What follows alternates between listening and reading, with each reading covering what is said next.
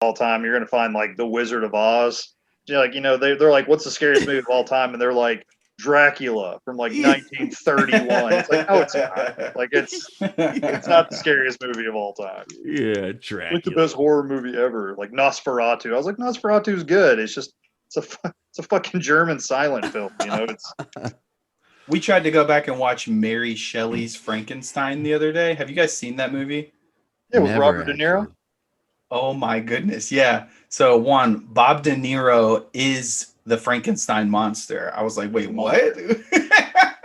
It's oh my gosh. It's like a I don't know what the word would be for it. It's like set to a certain time period, and it's like the characters are very much like they talk with a certain dialect, and it's like it's just very over the top, man. It was we probably watched about half of it, and then Bob De Niro came out as the monster, and I was like, nah, dude, I can't watch anymore of this. This is trash.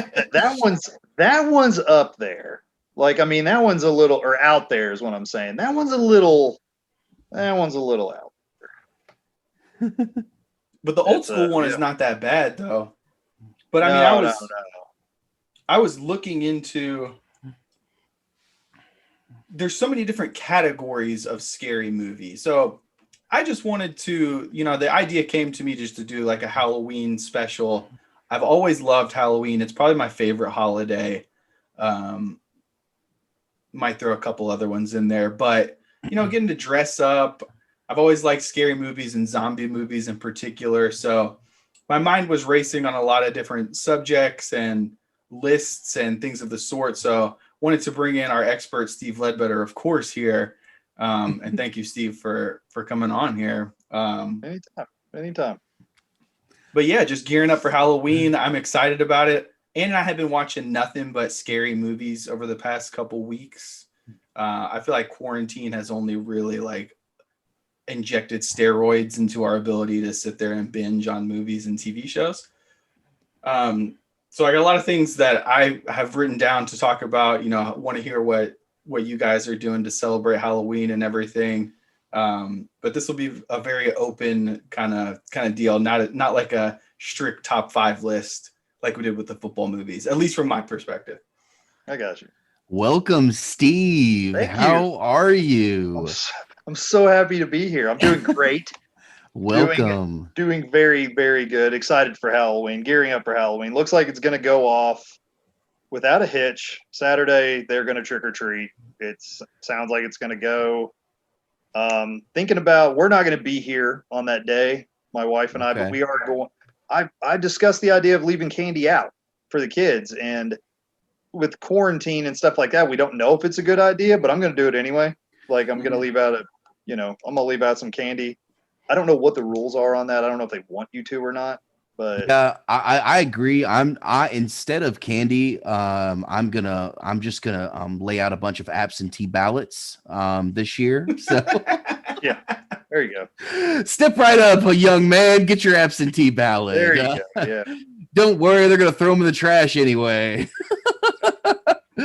No, awesome, man, awesome. So you guys are not going to be in Lexington then for Halloween? We're good. Well, we're just not going to be at our house. We're going to the other side of Lexington. Her and I are going to be Bugs and Lola Bunny from the Toon Squad. Love it. We're going to be on the Toon Squad. We tried to find a Monstars jersey for the dog, but none of them really like fit. So we're not going to end up doing that. But we're going to go as Bugs and Lola. We're pretty excited about it. That's awesome. Yeah. Real quick, it just triggered a notion here. We've all got to make a pact right here, right now, and this has got to be throughout our friends group. If we ever find a Monstars jersey that is Brian Hewitt size, please, we have to purchase it immediately and ship it to Bristol. Oh my goodness, that would be perfect for him. Yeah, Doug Bradley. Was it Doug Bradley? Yeah. Sean Bradley. So. Sean Bradley. Sorry. Sean Bradley. Yeah. Doug Bradley he's a horror. Doug. Doug Bradley was a Hellraiser. Yeah, well, being the guest of the show, our second guest, and that's something that we hopefully we believe it's going to be a recurring segment. And we definitely want to have as many guests on as possible. Steve, the topic of the month and of this podcast, like he said, Halloween movies, favorite all time. This could be Halloween, this could be scary, this could be horror, thriller, suspense, anything in that Halloween genre there. Give it to us, man. I'm excited to hear from you on this. I have a top 12 list, and Perfect. it is mixed in with, they're not necessarily the best scary movies or the best Halloween movies of all time. About 3 or 4 of them are really nostalgia based. Okay. And the rest are seriously what I think could be the best horror movies based off of just ingenuity. And they're not all just like blood fests, like some of them are, just good scary movies. They're not all jump scares. Not all of them are slashers. But you want me to get this going? Because I can start off with I'll start off with number 10. Let's talk a little bit about criteria. I like what you were just saying, and that was something that when I was putting my my thoughts together on this, I really struggled with, because you've got scary movies, which are also have their subcategories. You got zombie, you got slasher, you got thriller, you got survival horror, versus like Halloween themed movies, which might necessarily not be scary at all, but are still fun to watch during the season, like a Christmas movie would be or something. So yeah, I definitely have kind of a mix. It's more so on the scary movie side than it is on the Halloween side, but I definitely wanted to give some love to some classic, maybe not scary Halloween movies. And the one that really got me thinking about that, have you guys seen the new Adam Sandler movie, Hubie's Halloween, or whatever it's called? No, on Netflix. I haven't watched it yet. I turned it on and turned the sleep timer on. I saw a little bit of it. It is absolutely one of the most ridiculous things that Adam Sandler has created in a long, long time. That movie, man, it's so ridiculous. So ridiculous. So we watched it probably a week or 2 ago when it first came out, and there's a lot to it. Like Kevin James is in it. He's got a very interesting character where he's got like a like long hair and a big thick beard, and he plays the sheriff. His look is hilarious. Tim Meadows plays an excellent role in that movie. Maya Rudolph, always classic when she's in a movie. There's a lot of really good cameos and other actors. It's exactly what you would expect. Adam Sandler plays his kind of like Bobby Boucher almost-esque role, and it goes through a lot of Halloween tropes, but I enjoyed it. Like, we watched it when it first came out, and then we kind of forgot about it.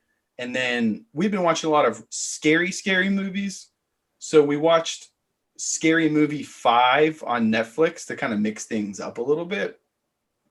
And it's just funny going from like scary for the sake of being it to like spoof on scary movies. So then that got us in the mood to say, hey, let's go back and watch that Hubie movie again one more time while we're in this kind of spoof state of mind. And dude, I think it's a classic. Like, that might be something I watch maybe yearly on the reg around Halloween time. Like, I'd say give it a try if you're a Sandler fan. Disclaimer, I'm a big Adam Sandler fan from the start, so I'm biased, of course. Yeah, I'm hearing I heard Ben Stiller reprises his role as the orderly from Happy Gilmore in that movie, though. And if that's the case, I haven't watched it yet. If that's the case, I'll definitely have to check it out. Yeah, it opens up with that, really reels you in from the start and grabs you in there and hooks you. That's good. Yeah. That's good. Yeah, I mean, for me, geez, I don't even know if we were recording whenever I said this earlier. That kind of caught me off guard just because we were so casually coming in here, which I love. But yeah, for me, the way that I kind of judged my my movies were really there's one classic, but it still is pretty frightening, and a lot for me is more suspense and knee-jerk reaction. That sudden. In the theater. That's how I kind of judge my list there. I got you. Yeah. But Schmeven. Yeah, no, I'll just, before I even get into it, like, I like what we're talking about with different categories. And like one of the scariest movies of all time, many would not consider it to be a horror film because it's both funny and it's a drama, but it had such a lasting effect, was Jaws. Like Jaws is a scary movie. And to this day, it doesn't matter how old anyone is. If you show someone Jaws, they're not going to want to get in the ocean.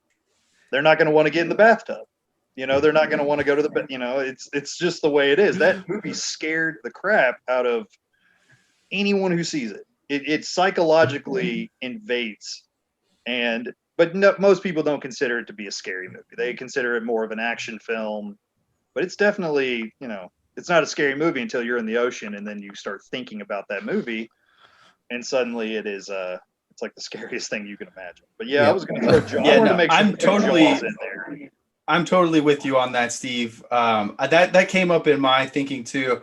Everyone that knows me knows I'm a big Jaws fan. So I thought it might have been a cop out personally for me to throw that in there. But that's kind of the opposite end of that spectrum I was talking about. Like nothing to do with Halloween, but it is scary. And it's not like it's a slasher or something that's necessarily, it's like the Die Hard of Christmas movies to Halloween movie or to scary movies, I guess you could say. Yeah, I know. Right? I mean, that's just kind of like an honorable mention because Jaws is something that's so psychological like that goes beyond just like cheap thrills and scares. And, you know, the idea of getting eaten by a shark obviously is something that is just, it's lasted too. Like you could, like I said, like 100 years from now, you could show that to people on Mars if we're on Mars.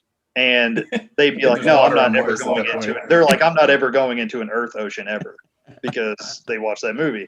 But anyway, I'll start just off real quick with on Jaws. Yeah. Real quick, Steve. Go ahead. I mean, I watched that when I was a kid. I used to be afraid of the bathtub afterwards. Like that movie is definitely a psychological. It'll get you. It'll get you up there. There was no sitting down on the toilet after watching Jaws. You know, like there was any water. You know, like any water really would affect you. No, 100%, 150%. Sure. And I saw a couple of, it might have been 2 or 3 years ago, somebody invited me to something on Facebook that was like, almost like a drive-in movie theater was playing Jaws, but it was like everybody was in tubes and it was on a lake and they were going to watch the movie. Yeah. Oh, no, man, count me out on that. I'm good. Yeah, I mean, you're on a lake. There are no sharks in that lake, but you're still like, fuck that. I'm not doing that. You know, I'm not going to do that. For the chance that somebody grabs your leg and then you start screaming in the middle of the lake. And I mean, really, if you're on the beach, you're not safe either because then there's the sand sharks. You know, there are sand sharks. They made a whole movie about that too. Well, I was gonna say, like I was talking about the categories. Shark horror is definitely its own category, of course, a very prominent category at this point. You know, you've got all the Sharknado movies. I'm a fan of those. They're very good. You got your classics like Sand Sharks, Ghost Sharks, the Two-Headed Shark Attack. Yeah, Two-Headed Shark Attack starring Brooke Hogan. Good stuff. Sand Sharks had Brooke Hogan too. Yes, she's in Sand Sharks. I saw one today called Santa Jaws. It's a Christmas. Yeah, saw that today. Didn't watch it. It's called Santa Jaws. That one. So is it like a Christmas? Wait, how does that?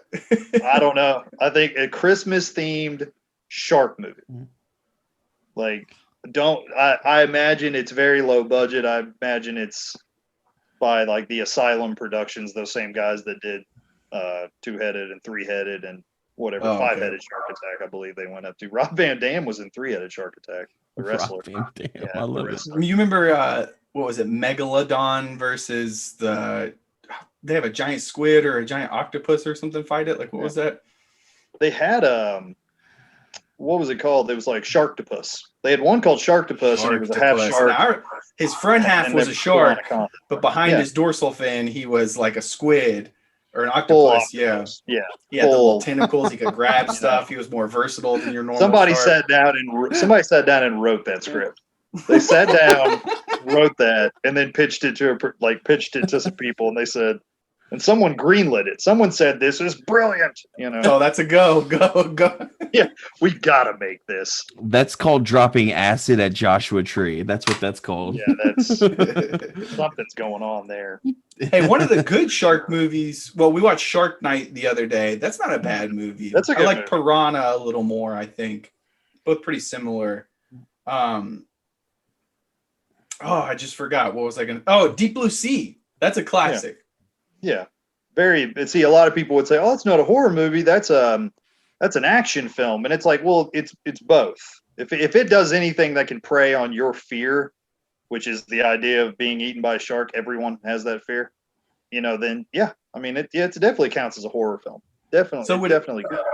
In that same conversation, would you add a movie like Anaconda, for example? I mean, it's the same kind of deal, right? Yeah. I would. Yeah. I would add Anaconda in there. I think anything that tries to invoke suspense or fear, I mean, and they chose, well, what can we do? Oh, we'll just snakes. We'll use, and then who's going to stop the snake? Oh, well, Jennifer Lopez and Ice Cube, obviously. They're going to. And of course, John Voight is working with the snakes. Like, man, Yeah, the snakes out there is big. The snakes out there is big. We actually watched Lake Placid the other day. That's another good that was one. a better movie than I remembered. That's another good one. Yeah. It's about like the idea of something being underneath the water, you can't see it. It's it's like the ocean in general. The ocean is a scary ass place. You go deep enough, there are fish that are horrifying looking. Yeah, that's true. And that's also true. The idea of the unknown, that element of mystery, like we haven't even discovered, like we haven't been down to the bottom and seen everything that's in the ocean. There's like millions of species we haven't even identified.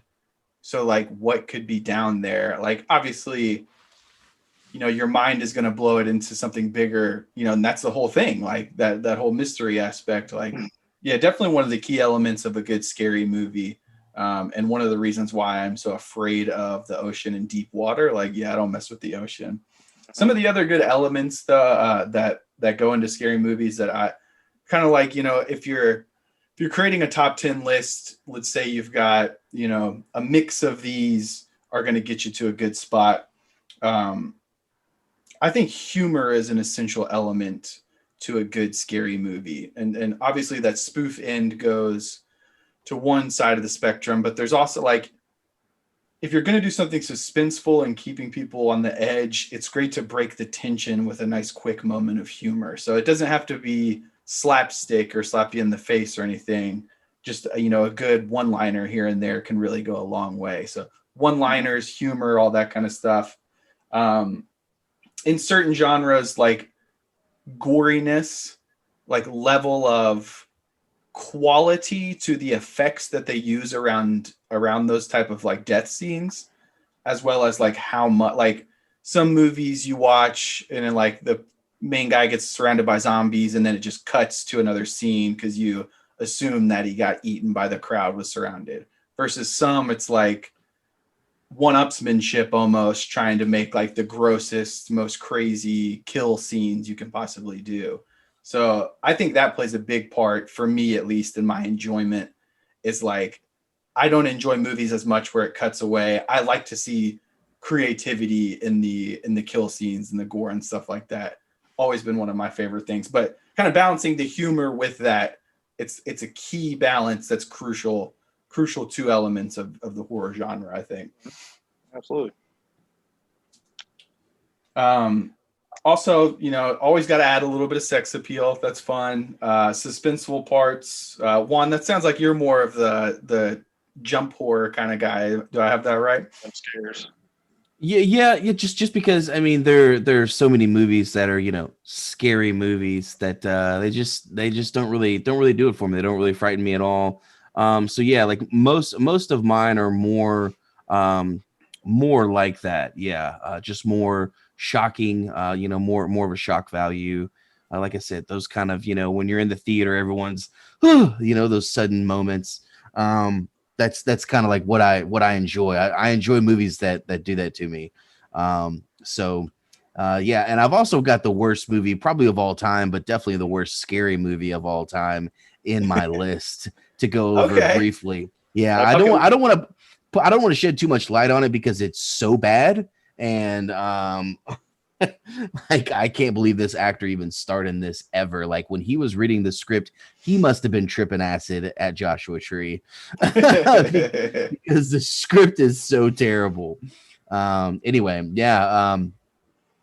I'm just anxious to hear what Steve has to say on this list, and for us to start diving into these lists and kind of give just a quick background on why for each of them. I'm looking at mine. I feel pretty good about mine, honestly. Mine's a little bit of a mix, and like I said, I've got one that's kind of underrated on the outside of my list, and then I've got the worst movie of all time.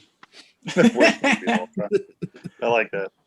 Definitely got a lot of bad ones, and that the element of badness can actually work in its favor to a certain degree along those kind of spoof lines. Like if the movie's not taking itself seriously and it sets that tone from the beginning, there's a pretty acceptable range of what you can do along those lines.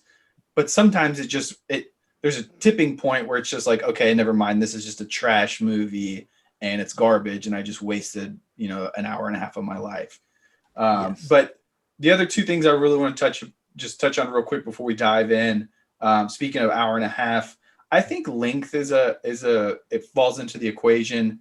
I think 90 minutes is kind of that Goldilocks zone. I like a movie between 80 to 90. If you're getting over that, like if you're getting into the 2-hour range, couldn't tell you how many Netflix movies I've passed on because it was over 2 hours.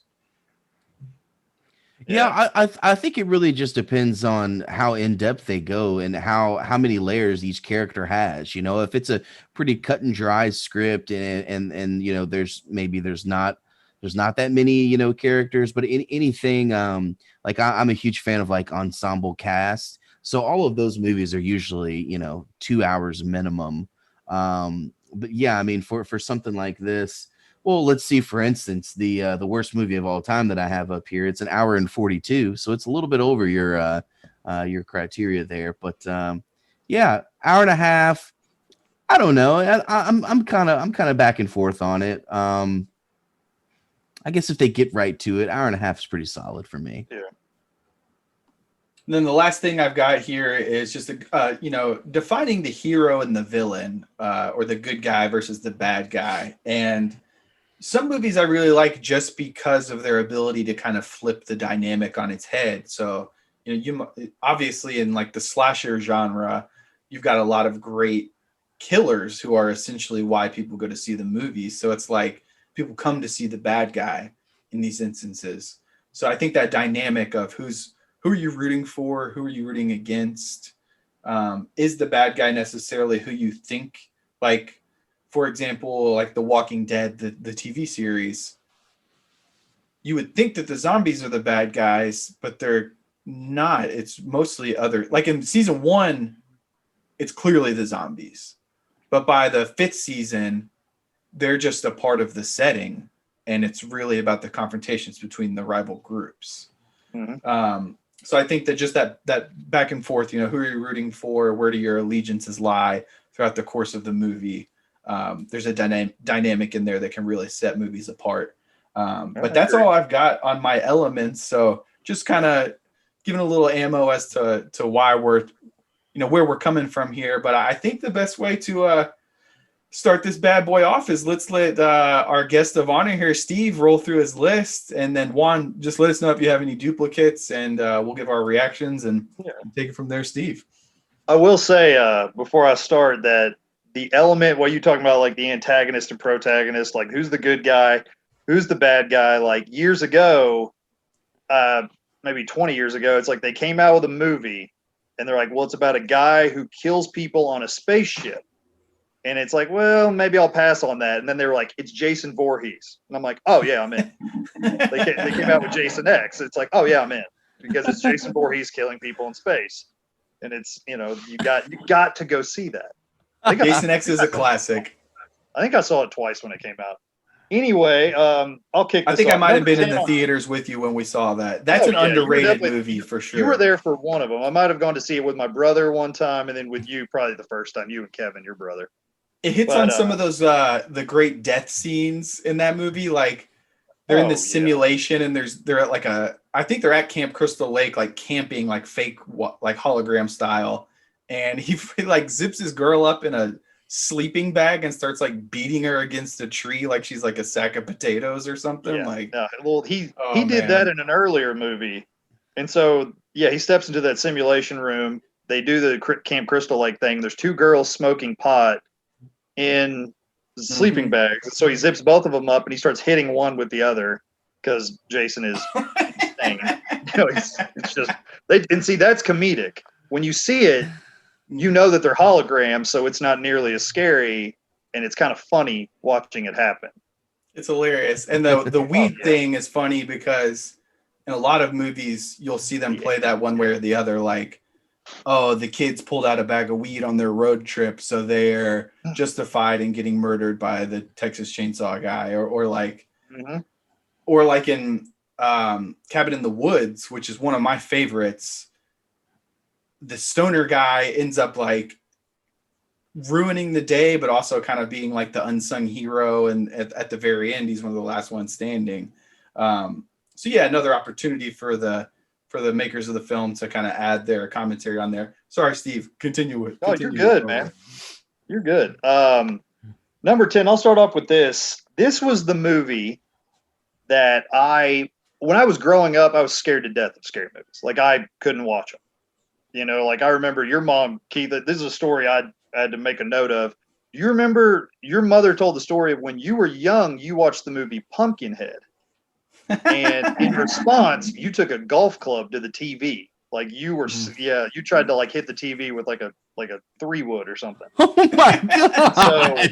So yeah, like you were like at least that like it's the fight or flight instinct, and his fight kicked in, and he said, "Well, the monster's on the TV, so I guess I'll destroy the TV." I don't think you didn't end up hitting it, but your mom says that you like that was your response was to like bash.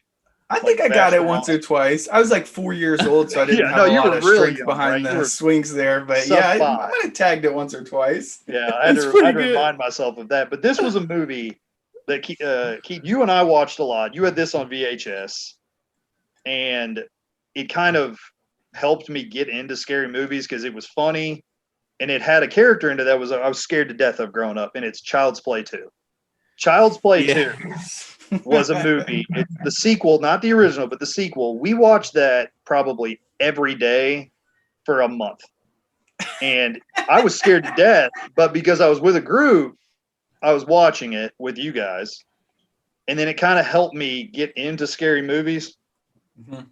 And because something I would do is I would never really want to watch the whole scary movie because it scared me. So what I would do is watch the last 15 minutes and where I knew no one was going to die. And it was just the part of the movie where the hero like kills the bad guy. And that was something. So that was a movie that was like the first full horror movie that I actually watched. And then after one or two times of watching it, it's kind of funny because Chucky was terrifying growing up. The idea of like something that was like my height chasing me with a knife, and watching Child's Play 2 really helped me. Just like you watch it and you're like, okay, it's going to be scary. And then you realize like, it's kind of funny, you know, like it's kind of hilarious. Hits a lot on those one-liners, man. Chucky's got some great one-liners. Yeah. Like one of the biggest tropes of 80s slasher films, and I'll talk about that too, was that it was every movie, and Arnold Schwarzenegger and you know, was the Sylvester Stallone were the kings of this, were right before or after they kill someone, they're on a whole other level. They drop one-liners. They would drop a one-liner. Like in Commando, Arnold throws a steam pipe at a guy and says, "Let off some steam, Bennett." And it's just like, you know, come on.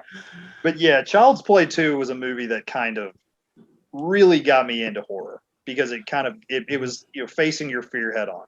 You know, Chucky scared me more than any other movie growing up. And so I was like, I'm going to sit down with my friends and watch this. And that was really, so anyway, you know, and it's a good movie. I think it's better than the original. I think Child's Play 2 is better than the original. The climax of the film where they're in the good guy doll factory is really suspenseful because there's a bunch of pop out moments, a bunch of jump scares. And you know, but it was kind of like a trial for me. You know, once I watched Chucky and I was like, okay, that was the scariest thing for me growing up. Now I'm gonna And then now I'm gonna watch other horror films, and then you realize that you're not as scared anymore because you've kind of faced it head on. I totally agree. That one for me. So I have that on my list. So that is a duplicate that I have. So funny story to go along with this. I totally agree with everything you said.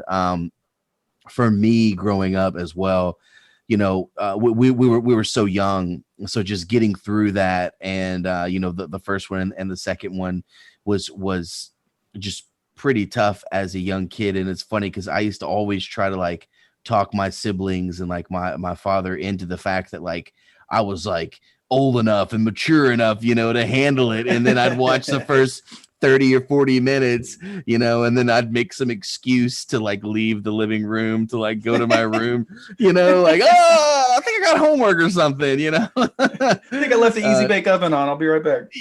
Yeah, just to kind of get away. But the funny story that goes along with that. So my birthday is in June. It's a summer birthday. So growing up, a few times we had my birthday at a local park. And I mean, we were all very young when that movie came out, so I'm not sure exactly how young I was. I don't know, between like 4 and 8, I guess. 1990. Okay, so there you go. So yeah, very very very young. And there was a doll out at that time called the My Buddy doll. And do you remember that? My buddy, yeah. My buddy. Yeah. My buddy. Wherever I go, he goes, my buddy. Yeah. So everyone wanted a My Buddy doll. Okay. I was no different. I asked for one, but I did not know that Chucky was going to come out. Well, Chucky came out, and I had Chucky on my mind.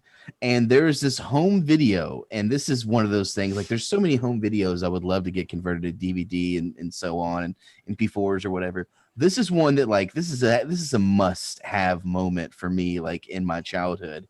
So the video, I'm at my birthday and I'm opening up presents, and I get to this My Buddy doll, and I open it up, and everyone's like, "What? Aren't you excited?" And I'm sitting at like a picnic table, and I open this up, and I see this My Buddy doll, and instantly I just think Chucky. And I don't know if someone moved the table or something, but it kind of moved a little bit, and I literally, my face was just full on shock mode. I get up and I start running away. I run across the park. And I just run. I don't stop until I get to like a playground. And I start hiding in the playground. And my family's like, "What is going on?" I'm like, "It's Chucky. He's after me." Oh, yeah. Oh, man. It was definitely traumatizing watching a doll chase people with a knife. And the fact that we were that height. The fact that I was like as tall as him. And I was like, man, he could like really jump on my back and, fuck me up. Yeah. It scared the Jesus out of me. Yeah. I mean, every little kid had little stuffed dolls like that or something, you know what I mean? So, like, what's scarier to a little kid than one of their dolls coming to life and, like, creeping through their closet at night and duct taping them down in their bed or some jazz? Chucky definitely transfer their soul into them. Yeah, right. Ade Dewey Dimbella. Yeah. Chucky had a weird agenda. So, Chucky, yeah. I mean, very high on the villain factor there, definitely high on the humor factor and the creativity of the carnage in those movies as well. So many good one-liners. Number 1 was good, but number 2, like they had identified the character and established Chucky, so they didn't have to do as much of that, and they just kind of let him have fun. So you got the terrifying scene in the school where he's got the yardstick and he beats the teacher, I think, with it. Mm-hmm. He hits her with the air pump and pumps. Yeah. Oh my gosh. Yeah. She opens the closet and you can't see him. Like you don't know where he is. And so she'll like move things out of the way and you think he's going to jump out. There were 3 or 4 times in that one 15 to 20 second segment where you're like, he's going to jump out now. And then he never does. And then out of nowhere, he just pops out with that air pump and he gets her. And then he beats her to death with a yardstick. And that's because that's how Chucky rolled, I guess. All-time classic. Yeah, definitely a great one of the top horror franchises. Oh man, that's awesome. That's awesome. Definitely number 2 is my favorite for sure. I haven't seen all of them. I stopped somewhere after Bride of Chucky, I want to say, but I heard they kind of got. Oh no, Ann and I went back and watched like the last one recently, and it was pretty funny.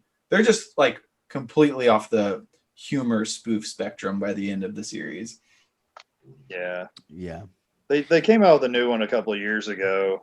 They rebooted the whole series, and it's okay, but it kind of deals a lot more with like Bluetooth and stuff. Like he's not like a possessed doll. He's a doll that has like a bad microchip in him. So like He's like hacked or something. Yeah, it's kind of like that. Very small soldiers, like where like they put combat chips in the small soldiers, you know. And Small Soldiers was classic. Kirsten Dunst, young Kirsten Dunst. That's good. That's pretty good. So Child's Play and Chucky definitely on the list for Steve. Like I said, it definitely made my list as well. What do you got next up, man? I'm curious. Next up is like the cult classic. They took a movie in the late 80s and they added all the classic monsters into it. And then they added a Goonies effect to it. This is a movie that either you are all in on or you don't know anything about, and that's called The Monster Squad. That is a movie that it's not really a scary movie, but it deals with all the classic horror movie villains from, you know, Wolfman, Dracula, Creature from the Black Lagoon, Mummy, Frankenstein. And Frankenstein's a good guy in it. And they dealt with that, but they added this Goonies aspect to it. And like I said, either it's you know all about it or you know nothing about it. But it's all about Dracula I can't remember what he's even trying to do. Okay. I can't remember what he's trying to do either, honestly, but that's just he's trying to open a dimensional portal, I think. And he's going to use Frankenstein as like a battery to do it, I believe. But it features a great scene in which Wolfman is attacking the kids, and one of the kids yells, "Kick him in the nards," and the other kid's like, "He's Wolfman. Wolfman doesn't have nards." And he's like, "Kick him anyway," and he kicks him, and Wolfman drops down to his knees, and then he's like, "Wolfman's got nards." As a kid, that was like the funniest thing I'd ever seen. That's classic. Yeah. It's a cult classic. It's real, low budget movie. I mean, maybe actually not too low budget, but it plays more like an indie film. They added, it was like a scary movie, but it had like a Goonies aspect to it where it was a group of kids that were trying to stop Dracula. And it's like that kid's wearing a Hawaiian shirt. It's like, he's definitely like a chunk ripoff from the Goonies. That's funny, yeah. Horace. Yeah, as he lets you know at the end of the movie. Yeah, that's my name is Horace. Yeah. After he's like blown away, the creature from the Black Lagoon with a pump shotgun. Yeah. Kick him in the nards is an all-time classic scary movie line. Yeah, it's not exactly a scary movie, but I mean, it has some jump moments. Wolfman looks a little creepy in it. He looks pretty horrifying in it. Yeah, but it's definitely that's a nostalgia for me. That's definitely not one of the best scary movies of all time, but you'd be surprised. It has a pretty big cult following. I found out recently. A lot of people, I thought, like growing up, I thought it was like me and a few other people that knew about Monster Squad. And it turns out like a lot of people love Monster Squad. Oh yeah. I mean, I bet you if you show up at Comic-Con and start talking about that movie, there's going to be a lot of people who share the same belief for sure. Yeah. That's pretty good. I'll have to go back and watch that. I may have seen it. Some of those pictures look a little familiar, but I'm gonna lean towards I have not seen it, so I'm gonna have to go back and watch that one for sure. Especially because 'tis the season. Halloween's right around the corner. Yeah, so that's awesome. Okay. Yeah, right definitely take a light heart into that one. It's fun seeing, like I said, the little girl with Frankenstein dynamic and Frankenstein like having a tea party with this little baby girl. Yeah, because he's the good guy. Yeah, very low on the scary factor with that movie, but very, very high on some of those other elements. Like the heroes, the kids are clearly the good guys, and it's very well defined. You have a crossover good guy, bad guy with Frankenstein. Like, is he going to help him? Is he one of the bad guys? Okay. Yeah, a lot of good humor, some good dialogue in that movie. Definitely a classic. definitely an 80s flick for sure. Oh yeah, it like drips of 80s like humor and everything. It's great though. If you haven't seen it, I highly recommend it. I like that you said the Goonies element too, because it definitely, I don't know what it is about it. Probably just the, the group of little kids on an adventure kind of aspect to it. But yeah, definitely a Goonies vibe there. Mm-hmm. Yeah.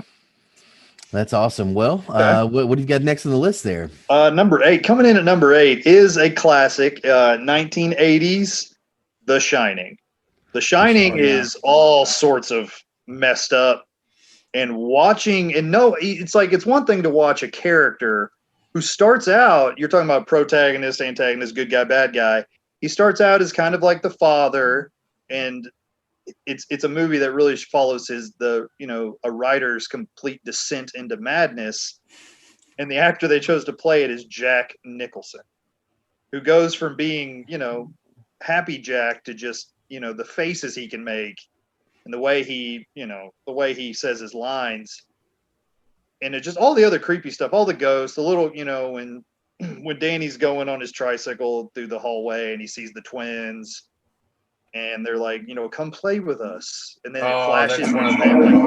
It like flashes and they're like mutilated in the middle of the hallway, and like the kid's just sitting there like looking on his tricycle, like, and it's just like his eyes are like saucers, and it's an overall classic movie. A Stephen King story. Stephen King actually hated it. He hated the movie, but it's just a really great scary movie. Very supernatural. It deals with the supernatural element. Why did Stephen King hate it? I don't know. It wasn't really much like his book. I think it was very different. Stanley Kubrick made it very different from his book.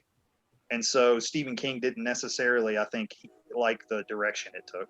But I got you. I still get creeped out at hotels sometime because of that movie. Yeah, personally, I loved it. If you ever watch Toy Story, Sid's house, the kid that's next door that blows up all the toys, his carpet in it's little side note, the carpet that they used for his house is the same one that's in the Overlook Hotel from The Shining. Same pattern. Interesting. To kind of Steve coming in with the fun facts. I love it.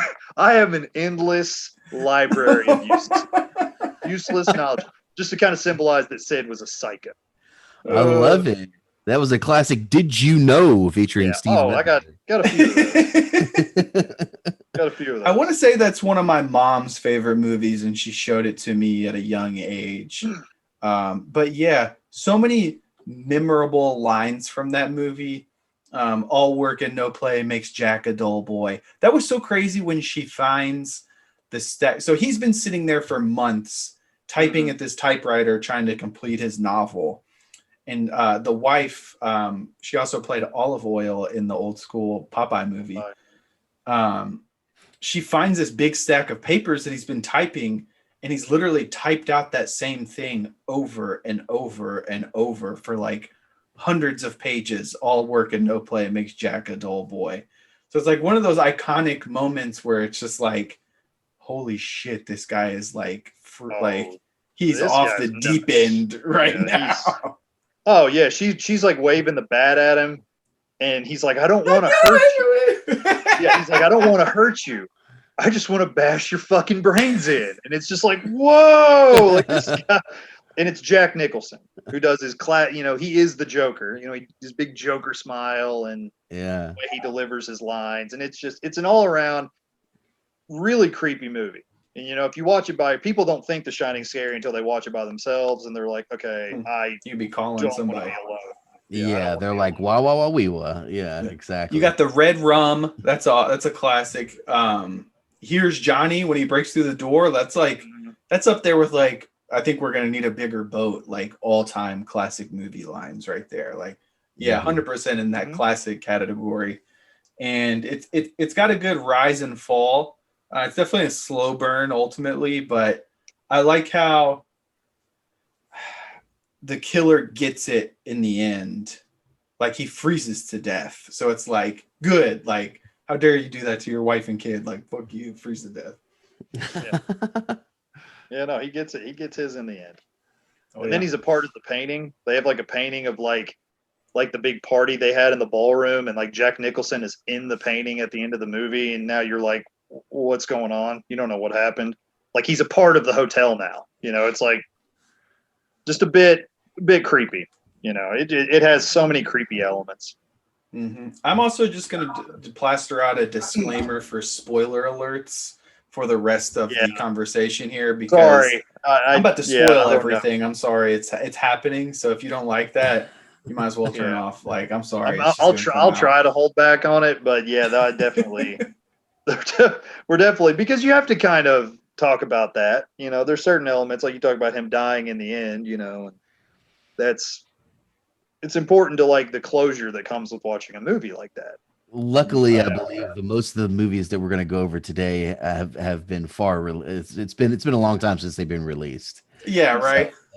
So that is definitely one thing on our side here. But yeah, because I think I only have 2 that are recent on my list, but both of them so worthy for me. But anyway, one of the creepiest scenes for me, other than of course the one in the hall with the twins, that's super creepy. So Nicholson's being drawn to this room. It's like number 323 or something. I can't remember what it is. I was going to mention it. I can't remember what they keep flashing like this number, and then like the door opens up, and it's like this, almost like the spirit is inviting him into here. And then he gets in there, and it's like this starts as like a hot chick in the shower or in the bath or something. Bathtub, like, yeah. In the bathtub. And then as he gets close, it turns into this like old, decaying, like dying lady. Oh my gosh, dude. It's the creepy, like super top 5, like gives you chills, creepy moments in the movie. Like, oh, I know what you mean. Oh yeah. Yeah, it's an all-time classic. I'm glad you brought that one up. I hadn't thought about that. I have to throw that one on there. That's just all-time creepy. That was a movie that, it's like The Shining's on, and when I was a little kid, I'm like, nope. Nope, not watching that. And then you get older and you begin to kind of respect it and you admire it for the way it's done, and then it's still very, very creepy, very scary. And so yeah, no, The Shining, number 8 on my list. 8. Yeah. This next one is one that you all may not have heard of. I'm sure you have. They made 2 of them. It's called Let Me In.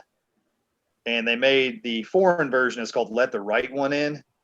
And the American version stars Chloe Grace Moretz from Kick-Ass. And it is one of the best vampire movies you'll ever see. She's like a child vampire. And it's very like a very slow burn. She befriends this kid who's like kind of an outsider himself. And you see them being like very, very well, there's Eric Andre. But yeah, she's like a child vampire, and she's raised by this old man, and she befriends this kid, and like it just kind of like you slowly learn more and more about her. That like it's called Let Me In because she like the kid has to invite her in. Like that's the rule of vampires is you have to invite them in or they can't come into your house. And like as you can see, she's covered in blood because it's like she does these horrific things, and then we'll come to the kid and like talk to him. And it's all about like him trying to learn more about her, and her trying to like she kind of hides who she is, and then she lets him know who she is. And it's just like there's not really much I can say without spoiling it, but it's just a really good vampire movie if you haven't checked it out or if you haven't seen it. There's 2 different versions of it. We already talked about spoilers, Steve. Go ahead and let them fly, man. No. Well, it's like these kids. Yeah, these kids are like bullying the main guy, and at the very end, like they stick his head under a pool, like in a school pool. They stick his head underwater, and all of a sudden, you just hear them start screaming. And like at one point, like one of the kids' heads that's bullying him like falls into the pool, and when he comes out, like they're all mutilated. And so it's like she's like this little girl, but she's capable of just these horrible things. And the way it goes is like you'd have to watch it to fully get the whole sense of it. Like when she doesn't get blood, she gets this really deep voice and she gets really rabid. And it's all like the old man that raised her is like he was a kid when they met. And basically like this guy's entire life has just been rolling with this child vampire. And as he got older, she never aged. Yeah. So he just took care of her. He went out and so she wouldn't go out and get caught. He would go out and murder people and bring blood back to her. And it's just an interesting movie. It's a kind of like you said, it's kind of a slow burn. You learn it slowly develops, but it's an overall like one of the best vampire movies I've ever seen because it's not cheesy. It doesn't use any type of like comedy. It has no comedy in it at all. It's just straightforward, very dry. But yeah, no, for some reason it really resonated with me, so I had to put it on the list. Awesome. Totally I love with it. you. Yeah. That's The way another they movie lit I'm that- definitely gonna have to check out. The way they let the story unravel, they give you little bitty bite-sized pieces, here and there. It's a very well done movie. I haven't seen that movie in years, but it definitely stayed with me. I'm with you, Steve, for sure. Yeah, That's a great one. It's just I was trying to compare it to like other vampire movies, and it seems more like visceral. It's more real than anything, and it's not happy. It's a dark movie, but it's I don't know. I really enjoyed it. About a 90, like we were talking about, it's about a 90-minute film, I believe. It kind of gets, it slowly develops, and then it just kind of hits you when you realize what's going on. We'll have to do some lists of the verticals within the genre. So like best vampire movies, best zombie movies. There's so many good vampire movies as you say that. I was like, man, what is my favorite vampire movie? There's a lot that come to mind. Blade was always my biggest one. Blade's a good one. Huge Blade fan. I always have been, always will be. I was always just a big Wesley Snipes fan growing up too. Super classic. But Blade for sure for me on that one. That's an easy one. Yeah. We actually watched Blade like 2 nights ago. It's got a good cheesy value. He's got a lot of good one-liners in there too. I don't know. I like From Dusk Till Dawn. That's a vampire movie. That's classic. That's a very good one. That's high. Oh, 30 Days of Night. We watched that recently. That's a classic. 30 Days of Night. Let Me In kind of plays like that, where it's like there's really not a lot of daylight scenes going on because the little kid can only talk to her at night. She can't go out during the day. 30 Days of Night. Was that with Ethan Hawke? Is that who that was? Yep. Was that okay? No. Okay. That's Josh. You're thinking, I can't Josh remember what that's called or whatever. Yeah, Josh Hartnett is there was one with Ethan Hawke. I'm drawing a blank on it though, where he is a vampire. And I don't think I've seen that one. We'll have to look that one up and drop it in the comments there. Right on, man. Yeah, no, that's great. Yeah, Let Me In. Okay, Let Me In. It looks like it came out in 2010. American British romantic horror film. So that's awesome. Yeah, I am definitely going to be checking that one out. That sounds sweet. And no bother for me on the slow burn because we got plenty of time to burn right now. Yeah, we got nothing but time during this pandemic. Yeah. And along the vampire lines, but on the opposite end of the spectrum, What We Do in the Shadows, in terms of funny vampire movies, man, that movie caught me off guard in all of the right ways. That movie was awesome. Taika Waititi. Have you seen that one? Oh yeah. Whoa. All the lights went out on me. What do you, Steve? Uh-oh. You better clap on. Isn't that crazy? We're talking about scary movies during Halloween. All the lights went out. Hold and on. The lights just went out. Isn't that nuts? Can y'all still see me? Y'all can still kind of see me. I'll do it like this if I have to. Spooky season. This is not planned. This is we are off script. I love it. Nothing like being live here. Yeah. What we do in the shadows, what Steve does in the shadows of a day. Yeah, no, right? Steve, what are you doing in the shadows over there? No idea. Is it storming down there where you're at? No, it's not really storming. They I don't know. I think the power went out. I don't know what's going on. And we're back. That was crazy. That was pretty wild. That was crazy. The dog is scared. Everybody. Anyway, sorry about that, guys. Oh, hey, puppy. What kind of dog is that? It's a puppy. She's a hound mix. Got her at the pound like 6 years ago. Her name's Rolex. Rolex. She's just like that. She came to check on me because she thought, Protective instincts. Love it. Love it. All right. Great dog. Anyway, I'm gonna try to we'll keep this rolling in case all of the power goes out again. That was crazy. Yeah, or in case your killer arrives. What do you mean? Yeah, I'm glad you're I know, okay right? for now. What's happening? Anyway, that was nuts. So, all right, the next one on my list, number 6. Juan, you said you weren't going to put this on here. I put it on here because of just the idea behind it. I thought it was a good idea, and that's Saw. I put the first Saw on this list. The first Saw, and honestly, I would say the first 3 are actually pretty good. They get more and more watered down each year, but it kind of became a tradition that the Saw movies were coming out, and you'd go see it in October the following year, and true, yeah. And you were talking about like who's the good guy, who's the bad guy. One Saw, you don't really know. You have no clue what's going on, and the idea, just the whole concept of like, I'll let you live if you go through these horrible trials. Like you have to pull your eyeball out and find a key behind it. It's like, or you're gonna die, and right. On there, it's like a detective horror film. And the concept of it was something that I hadn't really seen before. So when I saw it for the first time back in like 2004, I was zoned in. I was really zoned in. And I liked the idea of it. I thought that was a really cool concept, a really cool idea. Very well done. The first movie especially is very, very well done. Throwing a lot of twists and turns at you. And so, so number 6, I put Saw on there. I felt like I had to throw it on there. And like you're talking about 90-minute movies, this one Saw might be a little longer because it is not a traditional horror film. It's not a slasher. It's not like a hack and slash type movie. It has a lot of developments to it, a lot of elements that, they have to explain. And so, Danny Glover is in it, and Carrie Ools from Princess Bride is in it.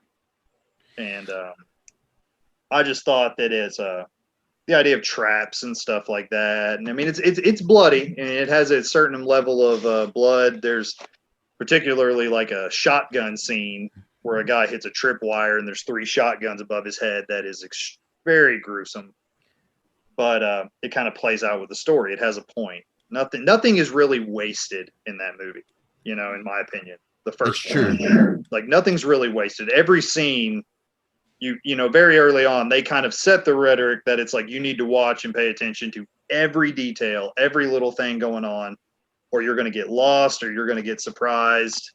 Because it's one of those movies where you're trying to figure out what's going on, how it's, the whole time you're like, how's this going to end? How are they going to get out of these traps? Because the main trap, the reason it's called Saw is that the main trap is this guy can leave, but he's got to cut his foot off in order to do it.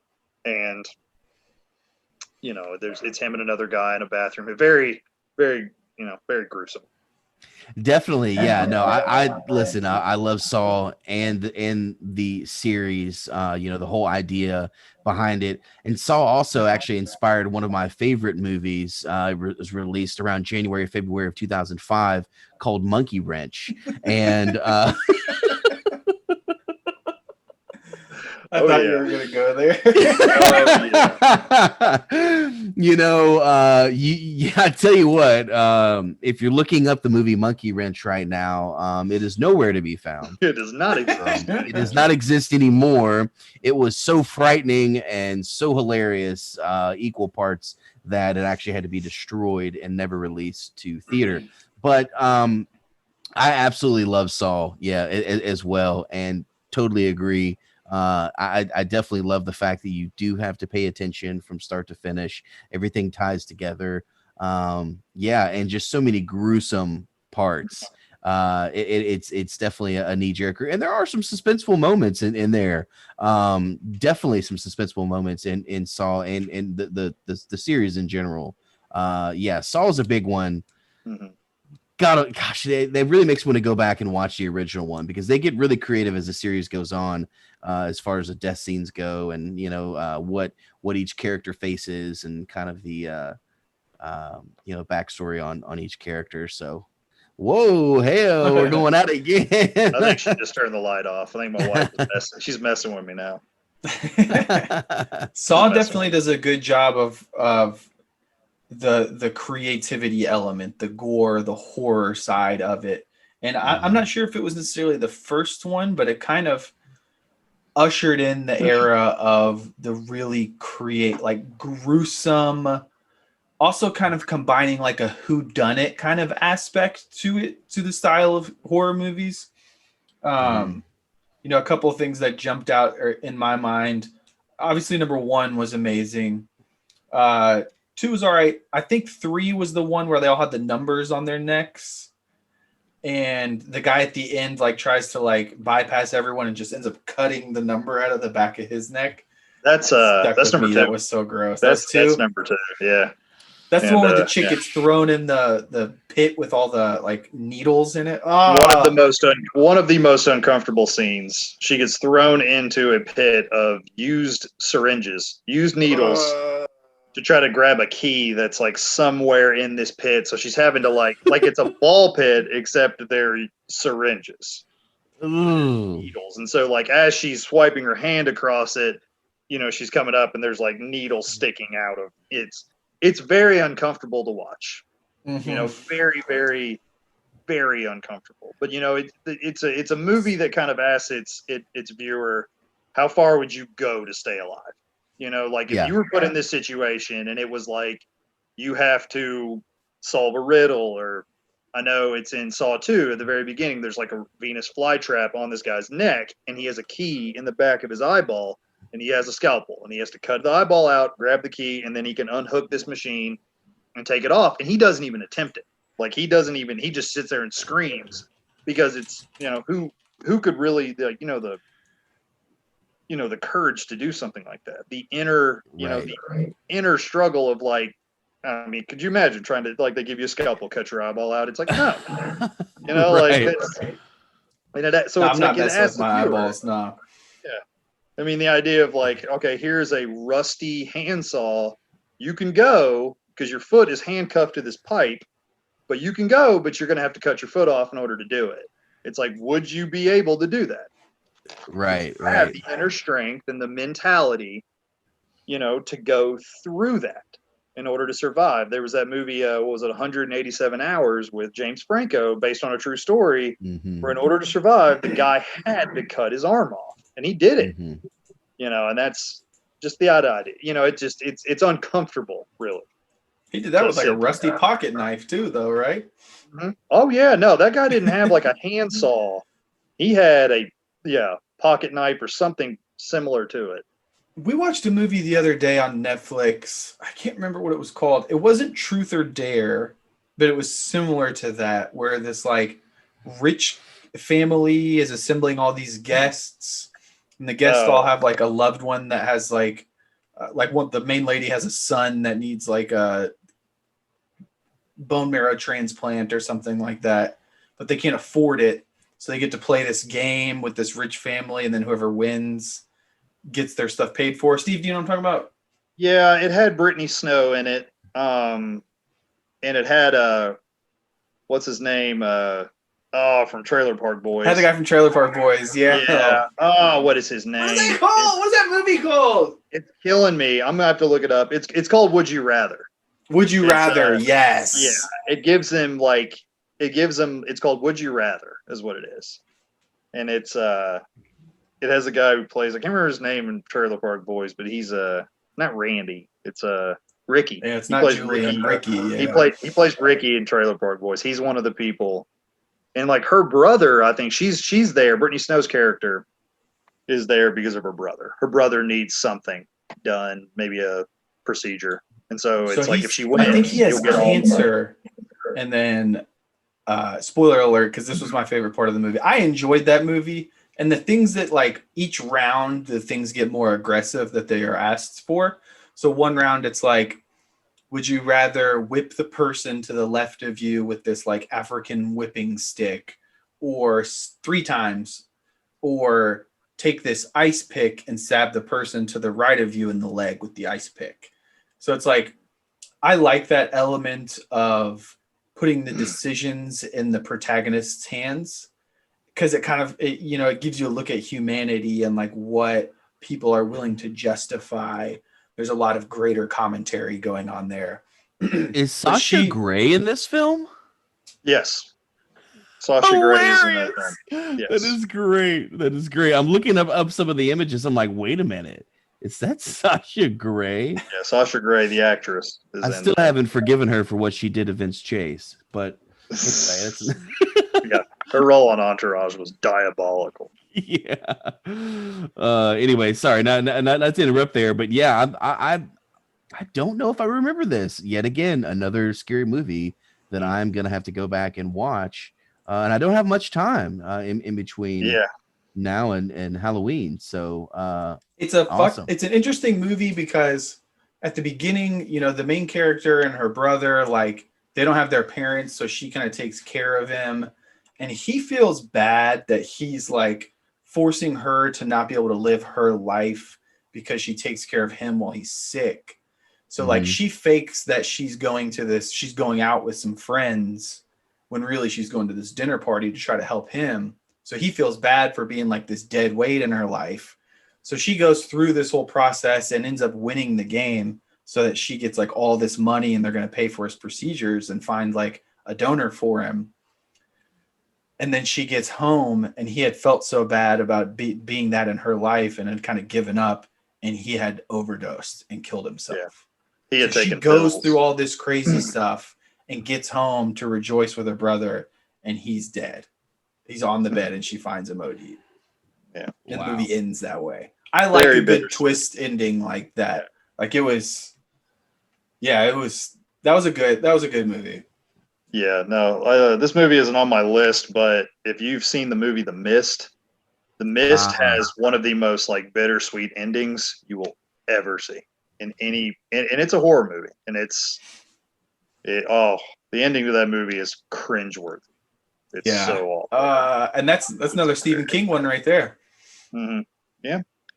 Okay. Well, chugging along, number 5 on my list.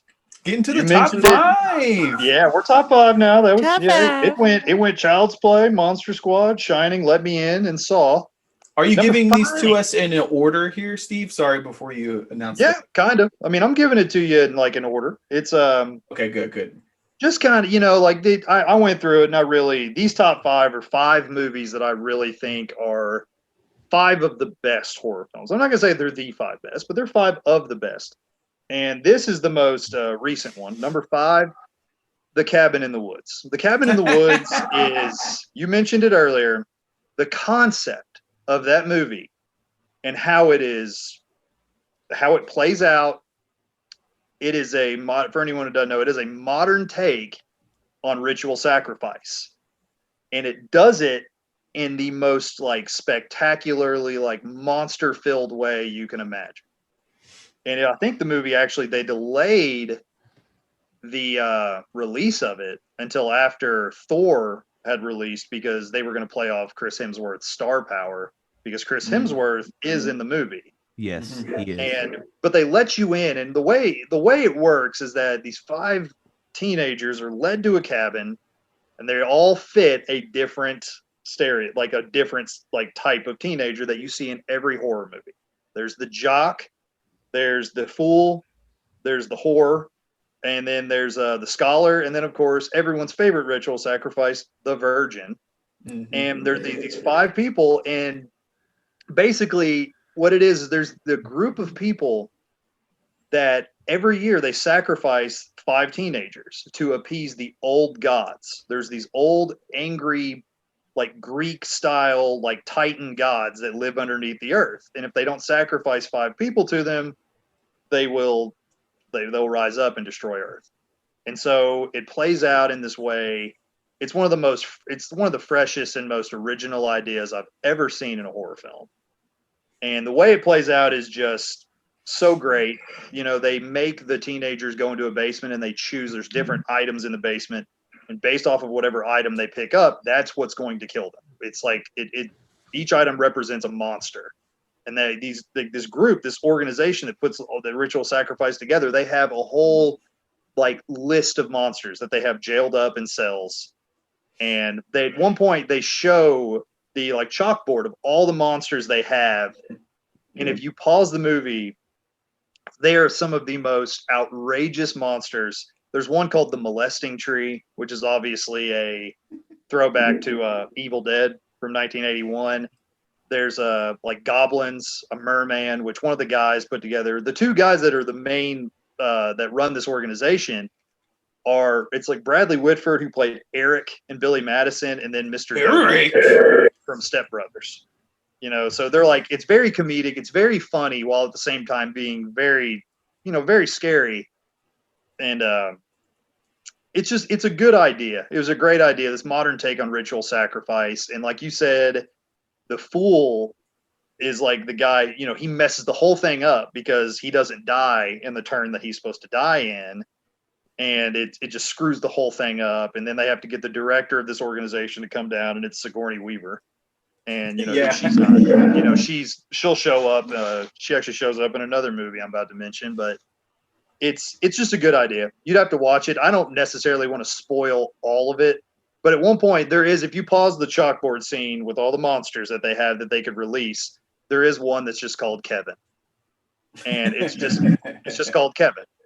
And then like they're towards the end of the film, you get to see more of the monsters. It's not just the one that they choose. They choose a zombie redneck family called the Buckners, because they pick up a journal in the basement, and it's the Buckners journal. And so these ritual sacrifice organization people release the Buckners, and it's kind of crazy. It's so over the top. It could have completely bombed and not worked at all, but the way the movie plays out, it works perfectly.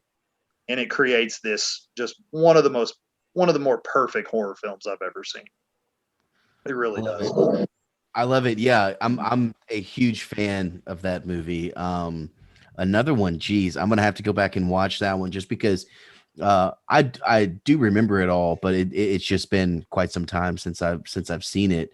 That one, it's the moment you said it, I'm like, how did I not add that on my list? Because it's so great. I'm glad you have it on yours. I totally agree. It's a modern movie. Whenever people think of scary movies, like, it's not a movie I think that they're going to show on like AMC Scarefest, and it's not a movie they'll show on that. Sure, yeah. But it's because they show more of the classics, the Jasons and stuff like that. But no, it's just right. It's 2012 is when it came out, and I highly recommend it. I saw it and was just blown away by it. Love it. Love it. That's funny you mentioned that. We actually watched it last week. That's just the concept, the way they portray and everything unfolds in the movie, like the twists, the turns. I didn't expect any of that going into it. So it was hard to try to wrap my mind around it the first time when I saw it. And that's one of those movies that gets better, I think, every time you do see it, because it's less guesswork and more just enjoying what's happening. Like, oh, that's why they're doing that. Hilarious. Yeah. I absolutely love that movie. That's one of my all-time favorites for sure. And it's like they try to like lead the kids along, because there's like a certain order that the kids have to die in. And the virgin doesn't necessarily have to die. She just has to be the last one alive or the last one to die. And I mean, they even mentioned they're like, when they find out there's like a sacrifice going on, one of them is like, well, how, you get a knife, you get a dagger and some ropes. Like, how hard is it, how hard can it be? And they have to explain to him, it's like, well, our culture has changed, there's more to it now, and it's like it's a 21st century take on ritual sacrifice using technology, while at the same time creating a whole like category of just monsters, all sorts of monsters that they could unleash on these kids. And you get to see a lot of them. And it's very, very, very, it's funny. And it's also very scary, very bloody. And, but it's like I said, it's one of the more original ideas in a horror film I've seen in a long time. So that's one of the major reasons I like Saw as well. It's not your run of the mill slasher or anything like that. Love it. Cabin in the Woods. Okay. Awesome. I love it. Oh yeah. What do you got next on your list here? What is this coming to number 4, right? Yeah, number 4. Next on my list, it's not the 4th best horror film of all time, but it's really stuck with me growing up. It was a movie that kind of scared me. Also a Sigourney Weaver film, 1979, Alien.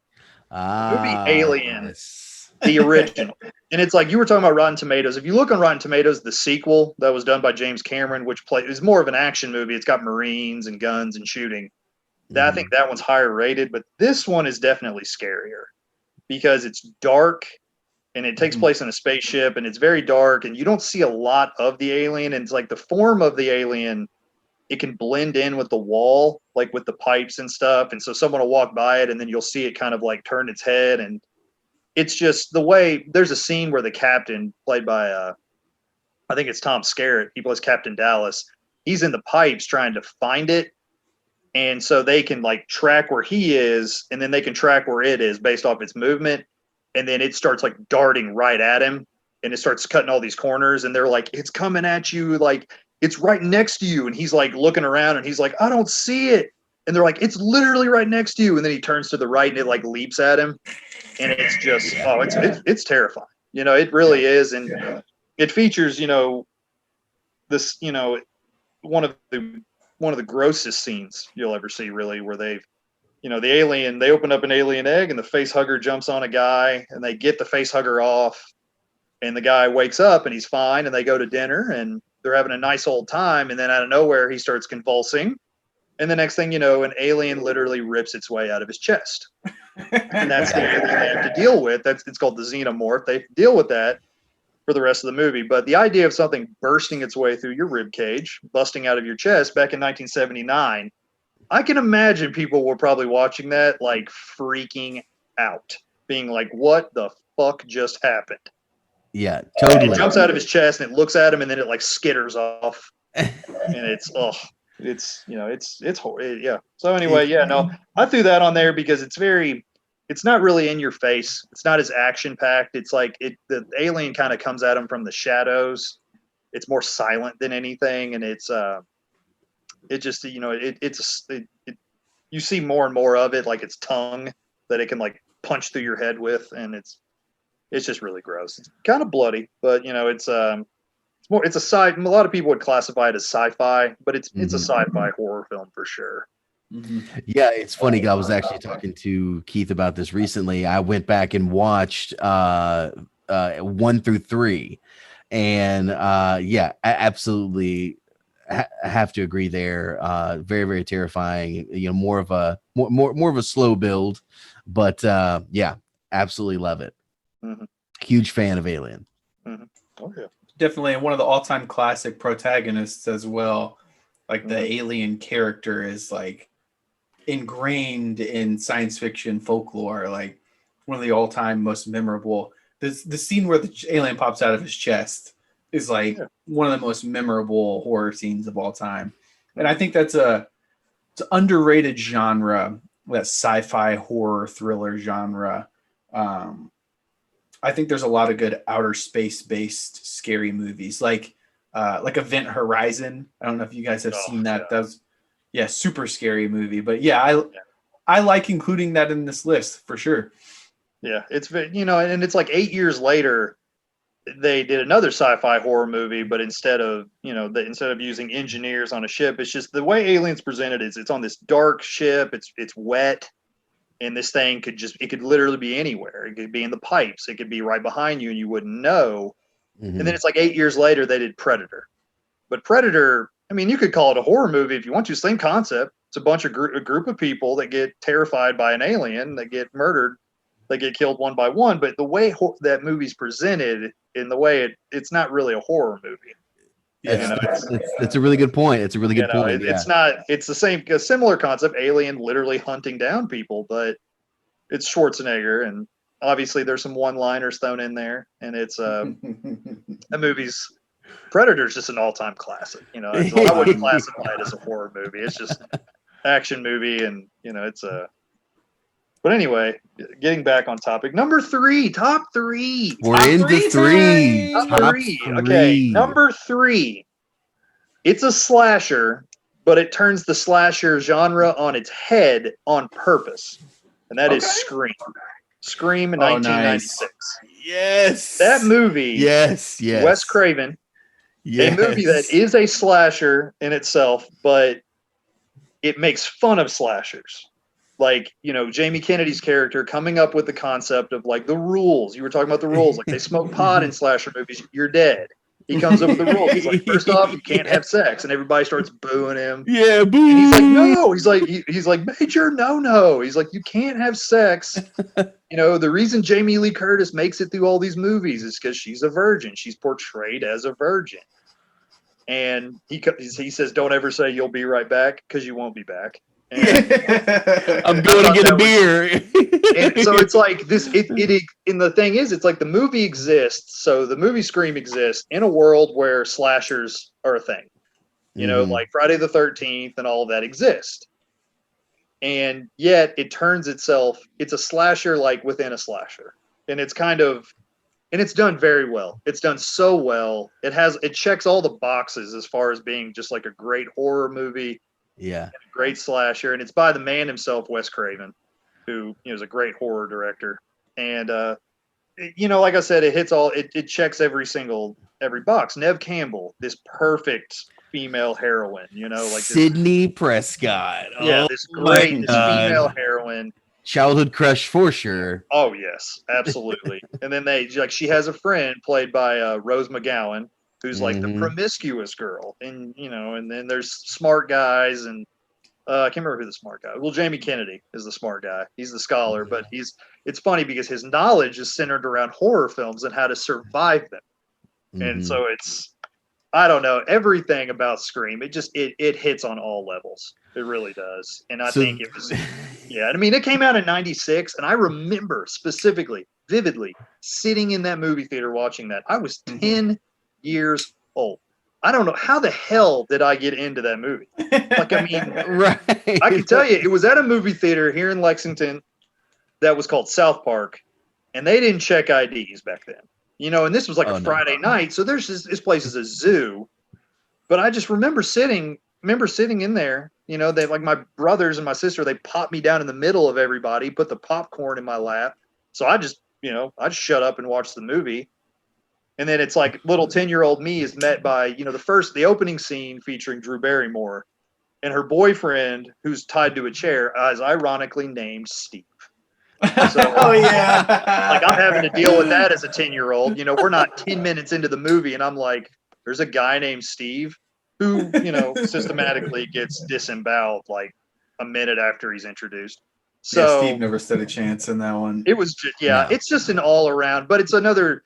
I was able to sit through that movie, obviously being 10 years old, because I was surrounded by people. If you watch horror films as a group, it's not nearly as bad. It's not nearly as scary. But just a little side note, I just remember being 10 years old watching that movie.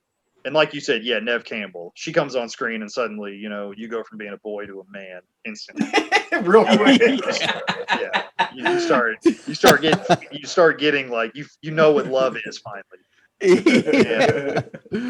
Oh man, it's so funny that you bring this up. So glad you did. So that one is actually on my list as well. Super pumped that you included that one.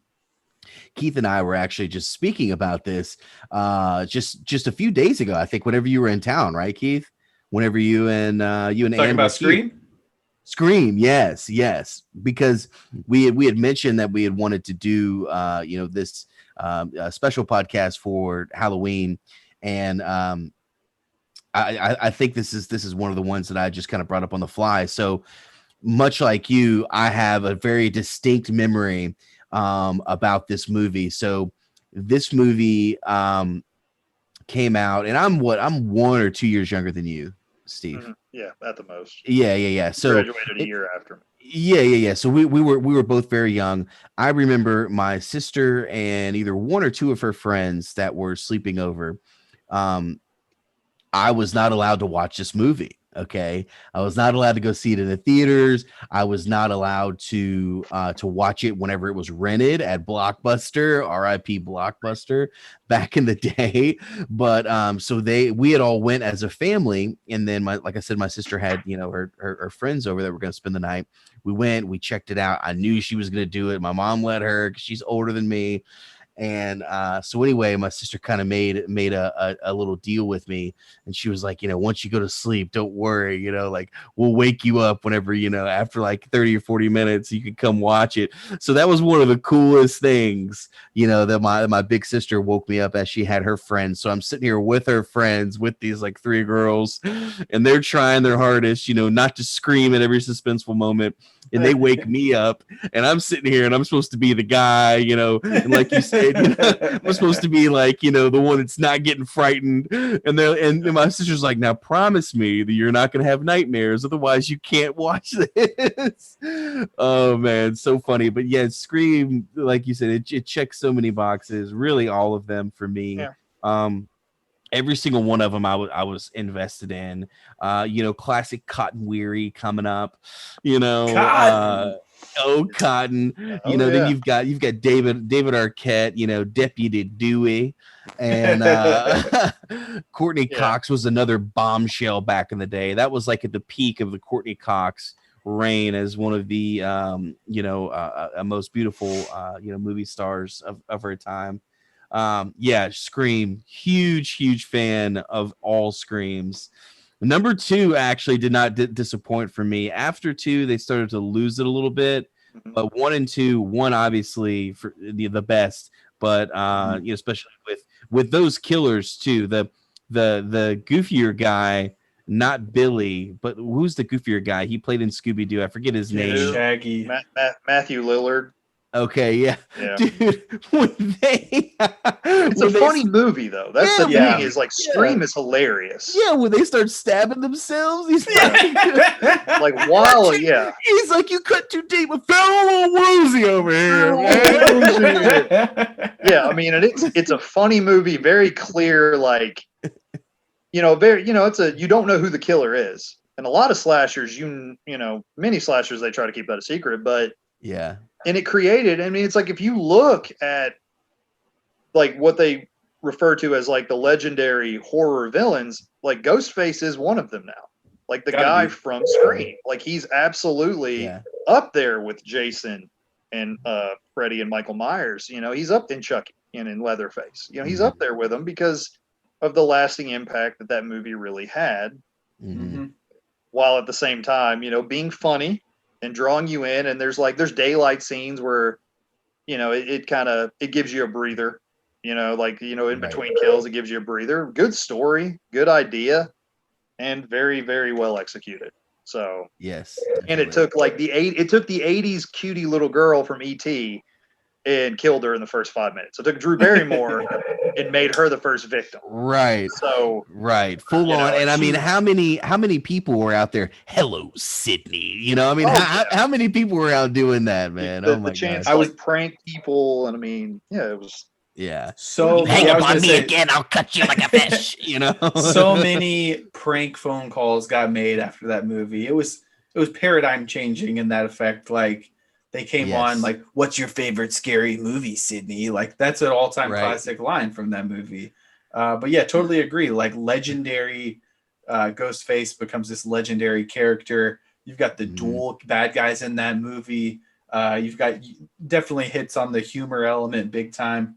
I do love the way that Jamie Kennedy lays out the rules for scary movies. I think that's cool when a movie embraces that and kind of acknowledges what they're in and what they're going for.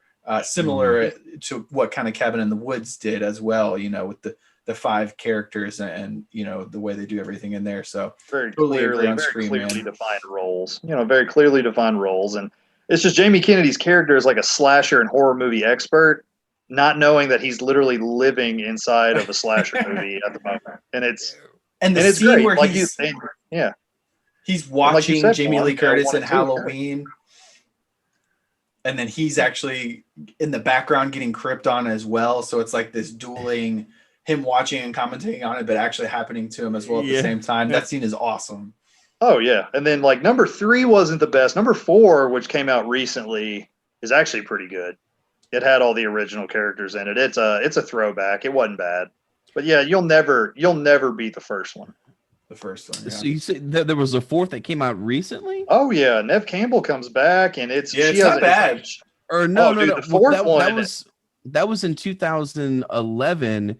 So I don't know if you all know this, but there's actually one that's coming out. There's another one that's coming out. Really, I They did not know tease that.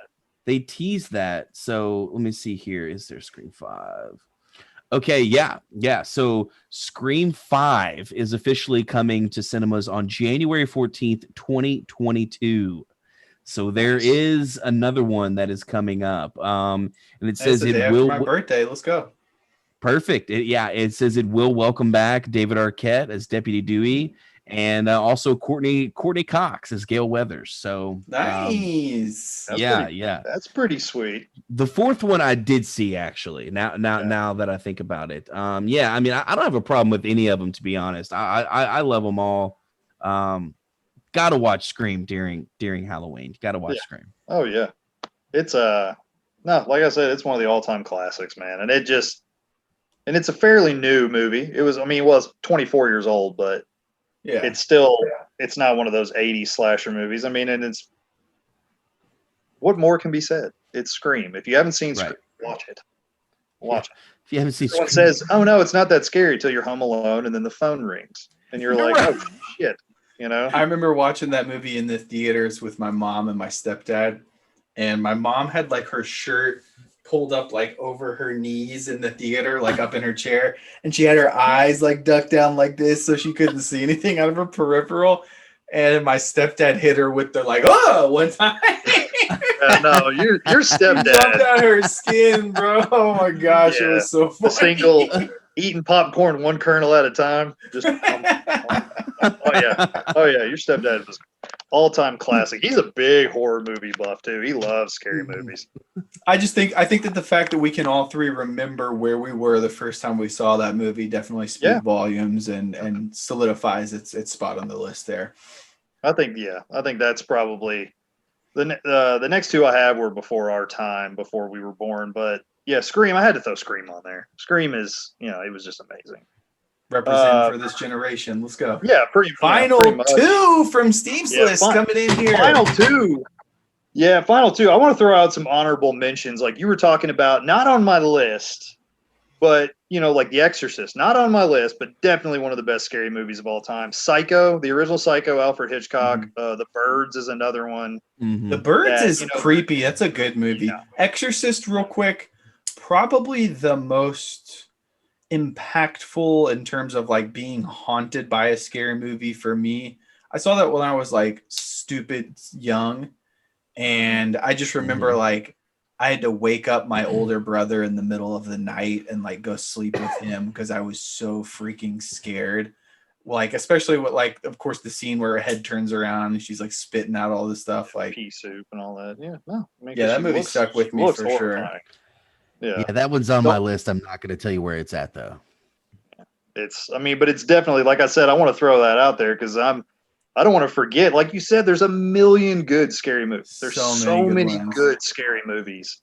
So to narrow it down, Birds, it's a classic. Yeah, the Birds, Psycho is a good one. Yeah, that's right.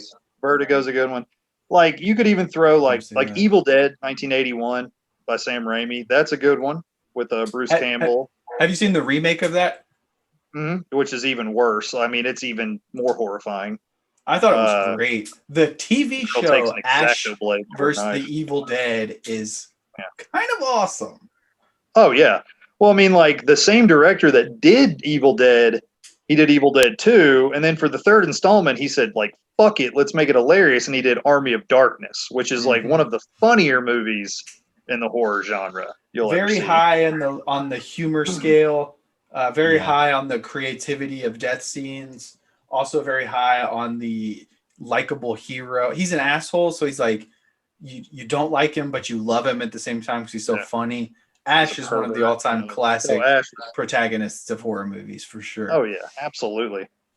And okay, well anyway, I'll move on. Number 2 is was that all the honorable mentions you wanted to throw out? Yeah, I'm good just Psycho, Exorcist, Texas Chainsaw Massacre. That's not on my list, but like I recognize that Texas Chainsaw Massacre, if you were caught in that situation, like where you were dragged into a house and kind of put on a hook, just this the helplessness associated with Texas Chainsaw Massacre is just, it's mind. I liked all of those. Yeah. I liked the originals. I liked all of the remakes. I thought they did a good job. The one with Jessica Biel was good. Yeah, I'm a big Leatherface fan. Another one of the classic state pillars of horror movie history, Leatherface for sure. And it's all based on a real. They play that little clip at the end of the movie where it's like, this is the real footage of the police officers getting like abducted by Leatherface when they go into the basement. Yeah. I don't know if it's real or not, but they project it as though it is real, and that's terrifying to me. Yeah, no, it's not real, but I see what you mean though. Travis County, Texas or whatever, like it never solved the murder case, and they wanted two that I wanted to throw on here were Shaun of the Dead and Zombieland. I wanted to throw both of them on here because I love both of those movies. And they're very, especially Shaun of the Dead. Shaun of the Dead is a comedy wrapped inside of a horror film that actually deals with some pretty heavy issues. Like in Shaun of the Dead, his mother gets bitten by a zombie and he has to like make the decision on what they're going to do. And it's, and it kind of pulls at your heartstrings. Plus there is a scene where they're playing Queen, Don't Stop Me Now. And they're beating this zombie and they're like beating him in rhythm to the song. And it's kind of, in Shaun of the Dead. And Zombieland, that's an all-time classic too. I do not like the ending to Zombieland though. I think those girls should have been smarter. Yeah, in Zombieland, I feel like they should have been smarter than to turn on all the lights in an amusement park. Emma Stone's character. I feel like that it's a great scene and it's awesome, but it's just I don't know. It didn't really fit with who those characters were because they were like survivalists. Exactly. So for them to like turn on the rides at an amusement park and it turns out about as well as you would expect it to. It literally draws every zombie in a 5-mile radius to this amusement park. Yeah, no, I totally agree. That was because I'm also a huge fan of Zombieland. I mean, I actually bought the second one because on my like Fire TV because I never had a chance to see it in theaters, and I was such a fan of the first one. But I never saw the second one, so don't spoiler on that one. Sorry. I won't on the second one. But yeah, that scene, I remember kind of getting kind of angry because like you said, they were survivalists, like they were very sharp and they were always, both parties. I mean, even though there was so much, comedic relief in that, you could tell that they even spoke about it. They always had to be on their toes because you never know what was going to happen. And them doing that, it's just like, okay, really guys, like, come on, you're so, doesn't really make any sense at all. It's like your character wouldn't do that. It makes for a great ending to the movie. Very good action-packed sequence at the end of the movie, and it leads to the main character having to overcome his fear of clowns because he runs into a zombie clown and he has to like get past it. So like it has a meaning to it, but it's still But the movie did feature Bill Murray posing as a zombie, so that was always great. It's always great to go back and watch Zombieland.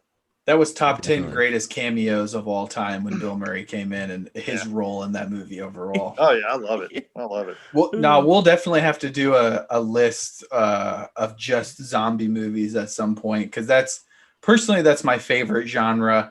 I would include Shaun of the Dead in my top probably 3 scary movies, just because it does hit on all of the elements like you were saying. I love the humor. I love those two guys. Like any movie they're in, Simon Pegg and whatever that other dude's name, I'm in. Yeah. We watched Paul the other day with them. That's a funny movie. But fun, creative moments. Very good use of gore in a comedic kind of way, turning the trope of the zombie film on its head. I'm a huge fan of that. So definitely honorable mention. That would be in my top. At least top 5, probably top 3 for me. Yeah, and Shaun of the Dead throws some pretty emotional stuff at you too, and it's kind of comes out of nowhere and it hits you, and you're like, damn, like this movie was supposed to be funny, and then out of nowhere, like they're having to deal with this like pretty serious issue, and it's. But anyway, Shaun of the Dead's great, but we're coming to get you, Barbara. That's another one. Night of the Living Dead, like that's not on my list, but you have to acknowledge the impact that Night of the Living Dead had. You have to at least acknowledge that movie is one of the best horror films of all time because it was like a staple that its influence is so wide. It's every zombie movie was based after that movie. George A. Romero's Night of the Living Dead. That was the second one I saw. What got me into it was The Return of the Living Dead, which is more on that humor spoof kind of scale, but it also is like a gory zombie movie, which I forced Ann to watch the other day. Man, that movie's hilarious. There's a scene in Return of the Living Dead with a girl dancing on a tombstone, and I can remember your stepbrother running in and going, "Woo!" like whenever he because your mom was like, "Get out of here," because we were too young to be watching it, because the girl dancing on the tombstone is naked. So we were way too young to be seeing that, and your mom was freaking out because she's like, "Get out of here! This is an adult movie," and we're all like looking. We're like 10 years old, like ooh. And Return of the Living Dead is a good one. It kind of spawned an obsession for me, but yeah, that was my first kind of foray into the zombie genre, and I've been a big fan ever since. So I definitely think we'll have to bring that back sometime. But Steve, I think at this point you were down to what, the final two here? Final two, yeah. Yeah. So coming at number one, right? No, number two. Number two. I should have done honorable mentions before the number three, but I forgot. Number two is also a Wes Craven movie, and it's because it had a huge impact on me and probably everyone else that saw it. You mentioned earlier, Juan, that the reason your sister didn't want you to watch Scream, or it was Scream, right? It was Scream, because she didn't want you to have nightmares. Well, this movie features a guy that what happens if the guy who kills you in your nightmares? And coming in at number two is 1984's A Nightmare on Elm Street. It is horrifying. It was one of the only times I can remember my brother used to watch Freddy Krueger movies. And I walked in on one when he was having a sleepover one time. And it was actually Nightmare on Elm Street Part 3. But this is I'm talking about number one. But just simply seeing Freddy Krueger on the TV screen, it was one of the only times in my life I can remember actually hyperventilating. Like actually, like almost about to pass out because I was so scared. Wow. And like actually, and then my brother fucked with me. Like I ate pizza one day and my brother was like, that's Freddy Krueger's skin. And I was like, oh, thanks, bro. Like, that's nice. Never going to eat pizza again, except I love pizza. It's one of my favorite things ever. But like, I don't know. Like, my brother's trying to ruin pizza for you? My brother's locked me in a dog cage one time and told me that Chucky was in the room with me. That was probably the most traumatizing thing that happened to me. My God. Being a little brother, it's like being a little brother. Like it has those experiences. But yeah, the first Nightmare on Elm Street, Johnny Depp's film premiere, by the way, he played Glenn. No way! It's his first movie. Yeah. Mm-hmm. I did not know that. Yes, wow. If I'm remembering correctly, which his death scene is one of the most gruesome things. I was going to ask how he goes. I don't remember that. He's listening. He's got his headphones on and he's listening to music, and Freddy's arm comes up through the bed and drags him into the bed. And then like a minute later, there's just a geyser of blood that comes out, and his mom walks in and she's like screaming because it's just blood. Wow. And obviously they achieved the effect by putting like in a room everything on the ceiling and then going above that room and dumping like a bucket of blood like through that's how they achieved the effect, to make it look like it was coming up through the bed. But it's just it's nasty. It's just a big geyser of blood that comes out after he gets dragged into the bed. And no, I think just the idea of creating a character that kills you in your sleep. That the whole reason, like you said, people are like, well, you shouldn't watch this, or a lot of people don't watch scary movies because they'll have nightmares. Well, Freddy Krueger's whole thing is he kills you in your sleep. So now you can't even go to sleep. As a kid, now I'm staying up because I'm afraid to go to sleep or else I'll die. And I think just the psychology behind that, the impact that has on anyone who is, scared of horror films is just it's so big. The idea of Freddy Krueger, now in the later Freddy Krueger films, the first one, the one on the list, the original is very scary, very, very scary. He's not funny in it. Freddy Krueger's not funny in it. He's very serious. as the Nightmare on Elm Street series goes on, he starts getting kind of hilarious. He gets really funny, and before he kills people, he has one-liners, as it was in the 80s.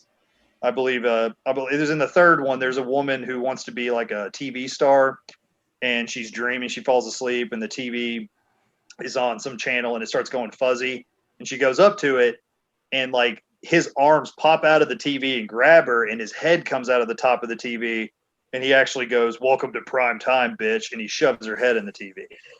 And it's like, it's like very well placed one-liners that Hilarious. Yeah, no, Freddy Krueger gets up there with the one-liners. But the very first movie, it's just horrifying. It was both horrifying to me growing up and to pretty much, I imagine anyone who's scared of just the idea of it. Once again, I'm a big fan of like, if you can come up with an idea that is just truly horrifying, truly terrifying, then I can respect it. And this is one of those. Creating a killer that murders you while you're dreaming is just, because it creates the psychology of like, I can't go to sleep. So now you try to stay awake and you fall What did asleep. What did you think of that remake they did, the new one they did a couple years ago? It doesn't have the same effect as the other ones. Jackie Earl Haley, who played Freddy, I think he did a good job. He tried to make it his original, but it doesn't have the lasting impact. I don't know what it was. Something's missing from it that keeps it from being like over the top scary. And I think it might be just because it's a remake and the concept had already been done. If that had never been done before, and that like whatever 2000 Nightmare on Elm Street came out, it would probably have gotten a much better reception. But as it was, it had already been done. It's not a bad movie. It's just I thought it was it's not a bad movie. It included something that wasn't in the first one, and it's the idea of like being awake, but your body is so tired you're actually asleep with your eyes open. So there's a scene in a drugstore in the new one where Nancy, the main character, is going in and out between dreaming. So Freddy's like flashing in and out in front of her, and it kind of creates a pretty scary scene. Yeah. But anyway, so Nightmare on Elm Street was one that I had to put it on there just because I remember I hyperventilated when I used to see Freddy as a kid. Freddy and Chucky, those were the two, man. I got over it. And this was a movie, like I mentioned earlier, that when I was scared of movies, to try to overcome it, I would watch the last 15 minutes.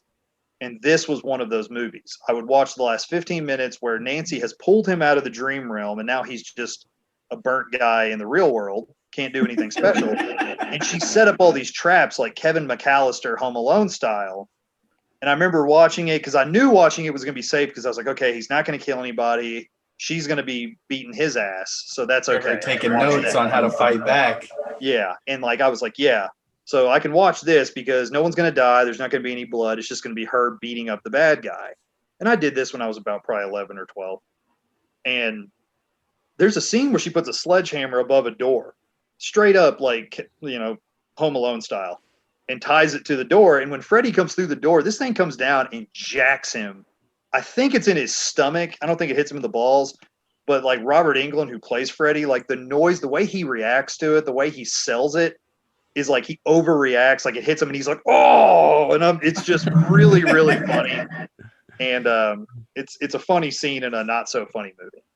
But yeah, no, it's just the psychological impact of Nightmare on Elm Street could really mess with somebody. And so I think it's, as far as a horror movie goes, I had to rank it up there because it's just the concept of it is just so terrifying. The idea of someone killing you while you're dreaming, that you're not even safe when you're asleep, and it's absolutely, yeah, definitely have to agree. So I mean, Freddy, definitely all-time classic, definitely high on the, okay, you've got the humor for sure, not as much in the first one like you said, but definitely a staple of the franchise moving along, the humor.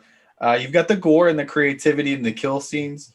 You get the creativity of the premise in hunting you in your dreams. And you've got just an all-time classic character in the pantheon of horror film villains. So yeah, hits on all the cylinders for me, for sure. It is definitely a classic. Yeah. Not on my list for sure. Honorable mention. I tried to not list as many of the classics that we all know and love, but I tried my hardest not to. That's why I said earlier my list may be completely off than other people's lists, which is fine. I'm hoping this will spark a little conversation, but I'm looking at my list now. I'm like, yeah, we'll see. Oh, We'll see. let's hear it. After I drop the number one, I mean, open up the discussion. Yes, number one. This is like my top 10, you know, and it's like I got a couple on here I could throw in, but like, right, okay, number one, it's not the sexiest pick, but you know, it's a movie that I every Halloween I watch it.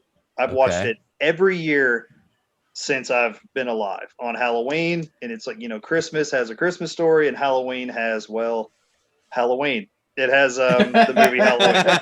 I think just it's just so classic to me. It kind of sums up everything. It's a movie that doesn't feature really a lot of blood. The first Halloween doesn't feature a lot of blood, but it is so scary because the thing about the first Halloween is it could happen. It's very real.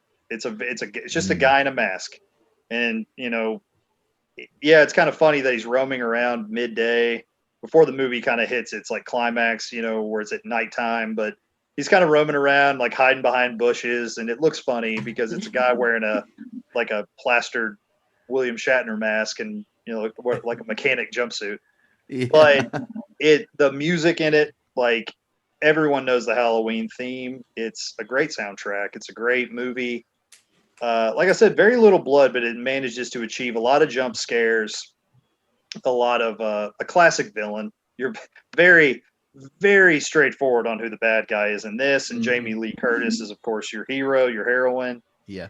And I put it at number one just because it's so iconic, and it's iconic with Halloween, and for obvious reasons. But the character is just so very, very scary. You know, like they talk about, like he doesn't run ever. Like in, you know, like in Nightmare on Elm Street, Freddy runs. He'll chase you, and in Scream, you know, Ghostface runs after you, which is scary enough. Yeah. And you know, even Jason Voorhees in Friday the 13th, he moves a little faster at times, you know, but Michael Myers doesn't go above like a walk, and it makes it scary because he's like slowing, you know, and then it's like they find a locked door and like he's still coming, slowly coming up the stairs, and it's like It just builds and builds and builds, and like you know, like there's all this great sound effects, this great music. There's a scene where Jamie Lee Curtis is in a closet and she uses a coat hanger to escape, and he knocks him down and he just lays there. And then she goes out into the hallway and she's kind of crying. I think she's in the doorway crying, and he just he just sits up, you know, no mute. And then it's the one time in the movie where there's no music, and he just he sits up, which of course, you know, inspired one of our favorite wrestlers, The Undertaker. That's where he got it. You know, because it's a creepy thing to do, to just sit up like you're sitting up out of a coffin. And he gets up, and like you see Michael Myers just slowly waddling towards her, and she's just in there crying, and you as a viewer is like, move, like he's right behind you, but he's not making any noise. And then I think she turns at the last second. He gets her on the arm with the knife, and she falls over the banister. But yeah, just Halloween. I've watched it every year.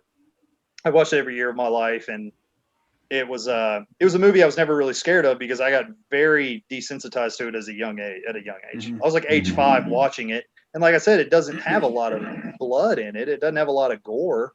It has, you know, he does impale somebody to a pantry door with a knife and then stand there and look at the guy. But that's more creepy than anything. There's really no blood because it's in the dark. There's no lights at all in that scene. So yeah, rounding out my list, I know I ended it with the not sexy pick, the obvious pick, but yeah, Halloween I think is one of the best horror films, if not the greatest horror film, especially one of the best Halloween horror films. Well, yeah, I mean, if it's a movie that, you know, you annually watch, I mean, you gotta put it up there, you know, and if it's that totally makes sense. I mean, it's really hard to even argue that at all. It's odd because I was never really the biggest fan of like even Freddy Krueger and like Halloween, and even if you want to throw in like like Carrie and like a few of those, I don't know. I don't know. That's why I think my list my list is like a little bit more current movies. But yeah, hard to argue that Halloween, especially on Halloween. So love that. Let's open definitely it combining the Yeah. theme of the season into the scariness factor. Again, an all-time classic villain. Very defined protagonist and antagonist in that film. Not as much on the humor, but it definitely dives big into the creativity of the kills, especially as they go later on in the series.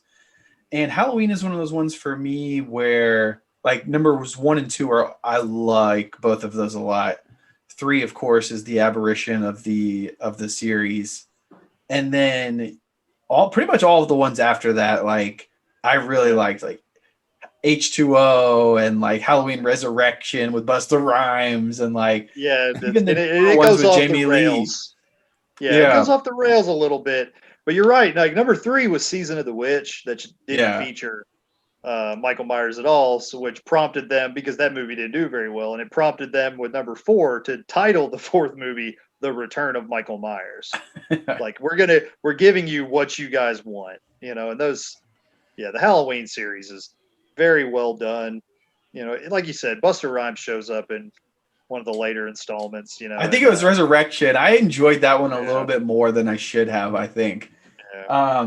What did you Very think about the cheesy. Rob Zombie reboot? I was gonna mention those, like Rob Zombie in general, like House of a Thousand Corpses and Devil's Rejects and 3 from Hell. Those are also that didn't make my top 10 list, but very, very good movies. Very scary. Yes. Very psychological. Very like, serial killer-esque. And he does, Rob Zombie has a talent for it. I did like his version of Halloween. Mm-hmm. I did, because I went into it with the right mindset that it's like it's never going to replace the original. But he showed more of Michael Myers as a kid, and people had mixed reviews on that, mixed feelings on it. But I think he did a really good job. He stayed true to the actual content. Mm-hmm. The second one kind of dives in, like he kind of shows you things from Michael's perspective in the second one, and kind of you dive into a little bit of his psyche, which is even more disturbing. Mm-hmm. But yeah, I did like Rob Zombie's versions of the film. I did. Yeah, I liked both of them for sure. I'm glad you mentioned those movies there, Steve, because those are actually two out of the 3. I just watched the 3. Is it 3 from Hell, right? Mm-hmm. Rob Zombie. I just watched that. I know I had mentioned that movie too. Did you get a chance to watch it?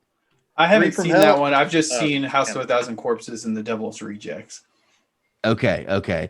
Yeah, well, I definitely like 3 from Hell. For me, House of, and again, this is like, just a buzz through my honorable mention here, which I actually had.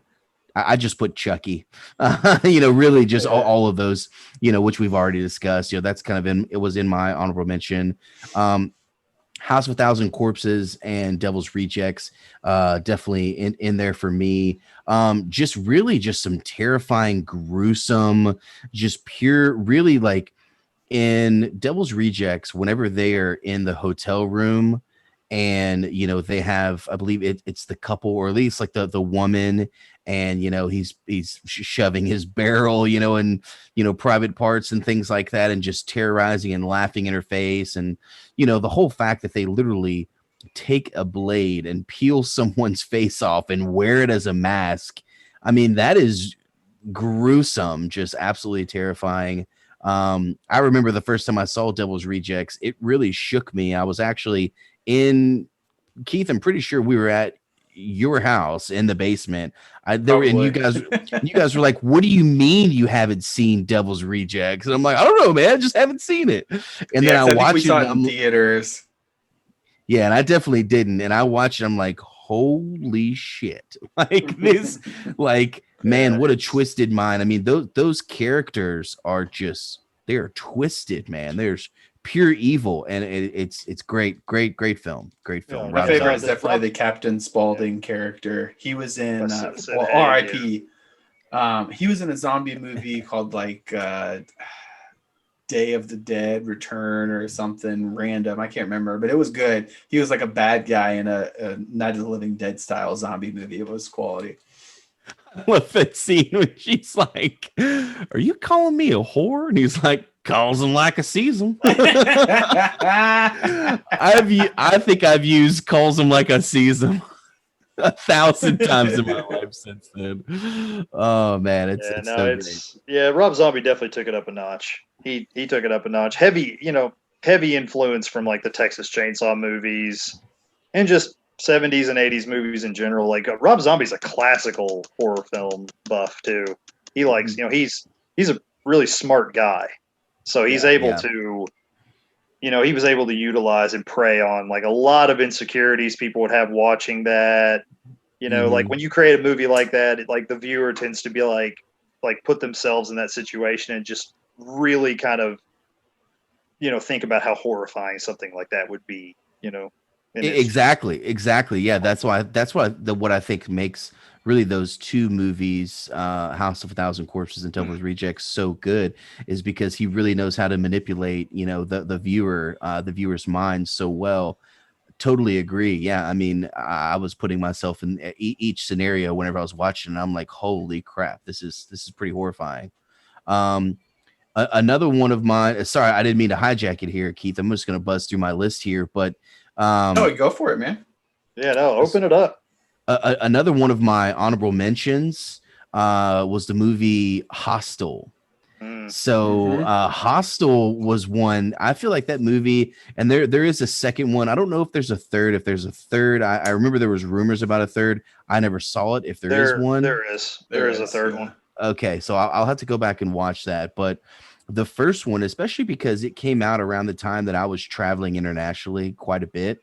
And I've never been to Europe, only South America and Central America. But I tell you what, man, it is one of those ones where it is so realistic, much like Taken, where the overall idea of foreigners traveling, kind of getting picked up by people who are preying on foreigners and them not knowing, the language, the culture, the area, things of that nature. And then obviously in Hostel, these kids are going to a hostel, even more of a vulnerable situation. You're surrounded by strangers you don't know their motives. These kids are young, so they're going out and they're partying a little bit, a little something slipping in their drink here or there. You just don't know what's going to go on. Then also there's another layer in that with the whole secret society of people, the extremely wealthy who are in this club, they're in this little society or fraternity, whatever you want to call it, and they pay this money to come in and murder people and torture them. I mean, that is just, it's so crazy, because whenever I think of like, don't laugh, but like, the Illuminati or, the people, behind the scenes who, are definitely, pulling some strings and, calling the shots. I feel like those types of people, especially if you've seen the area of land, I believe it's in California there. It was owned by like, high profile Democrats for a while. Then high profile Republicans bought it, and it's just a place where they go and they worship this like owl god. I believe Joe Rogan talked about it. You're talking about Bohemian Grove, bro. Yeah, Bohemian Grove. There you go. I forgot the name, but like honestly, when I think of Bohemian Grove and the things that go on there and the people who are associated with that place, it takes me straight to the movie Hostel, where I could see those types of people paying the money to get that rush of, I wonder what it's like to torture someone. I wonder what it's like to kill someone, and they don't want to admit it. That's a good point, and that's touches back on that movie Would You Rather that I was talking about, because it's like a rich family that's kind of forcing and preying on these people. That's a cool element, like the psychopath rich guy who has everything he needs in his life, but is still emotionally, something's going on there. So hurting and causing torture and pain on other people, tries to fill that void. Kind of reminds me of, did you guys ever watch American Horror Story at all? I've seen a few episodes here and there. I've seen a few episodes of season 1. It seems like a show that'd be right up my alley, but I for some reason never got into it. I never really watched it. So I have another whole category here. I mean, we could do a whole video just on TV horror, because that's been a really blossoming category there. But yeah, American Horror Story was cool. The first season I thought was the best. No. The second season is my favorite, where they're in the asylum. It gets unwatchable for me by the 5th season, but like in one of the seasons, the main bad guy is this spoiled rich kid who's like a torturer, and like it's exactly like you were just talking about. Like that's a really horrific element of like, wow, is there this type of person out there preying on and using money as a means to expose the darkness underneath society? Yeah, cool. Yeah, I mean, I think that's why I like Hostel so much, is because, and that's why it is a little terrifying to me, is because we know that human trafficking is a thing that actually exists, and we know that it is very prevalent, and it's a serious issue, and it's been ongoing for quite some time now. If that is a fact, well, then why couldn't this be? If people are trafficking humans around, that's why I think that's what hit home with so many people with the movie Taken.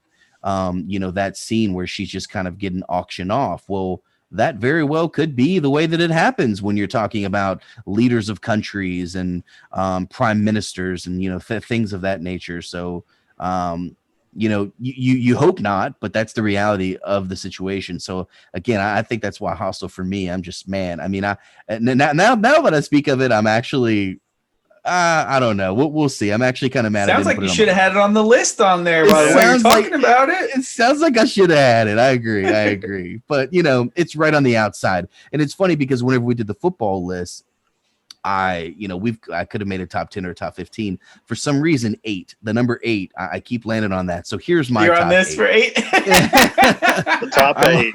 I'm on this for 8 as well. Yeah. So coming in at number 8 is a movie that I saw in theaters. Actually, I remember exactly where I was when I saw it. I had taken, I believe, my college date. It was a girl that I was actually talking to over the summer. We were going to the same university, so it was really cool. And it was a bad idea for me to take her to see this movie because she was not jumping at the suspense moments, and I was like, oh my god. And she was like, are you okay? I'm like, yeah, I'm cool, I'm good, yeah. Ain't gonna scare You're like me. cuddled up and she's got her arm around you, like, it's okay, Juan. Yeah, I'm like spilling the popcorn when I'm jumping, and she's just looking at me like, oh, that scared you? I'm like, oh god. But anyway, the movie is The Descent. Yes. Yeah. Yeah, the Descent for me was really cool.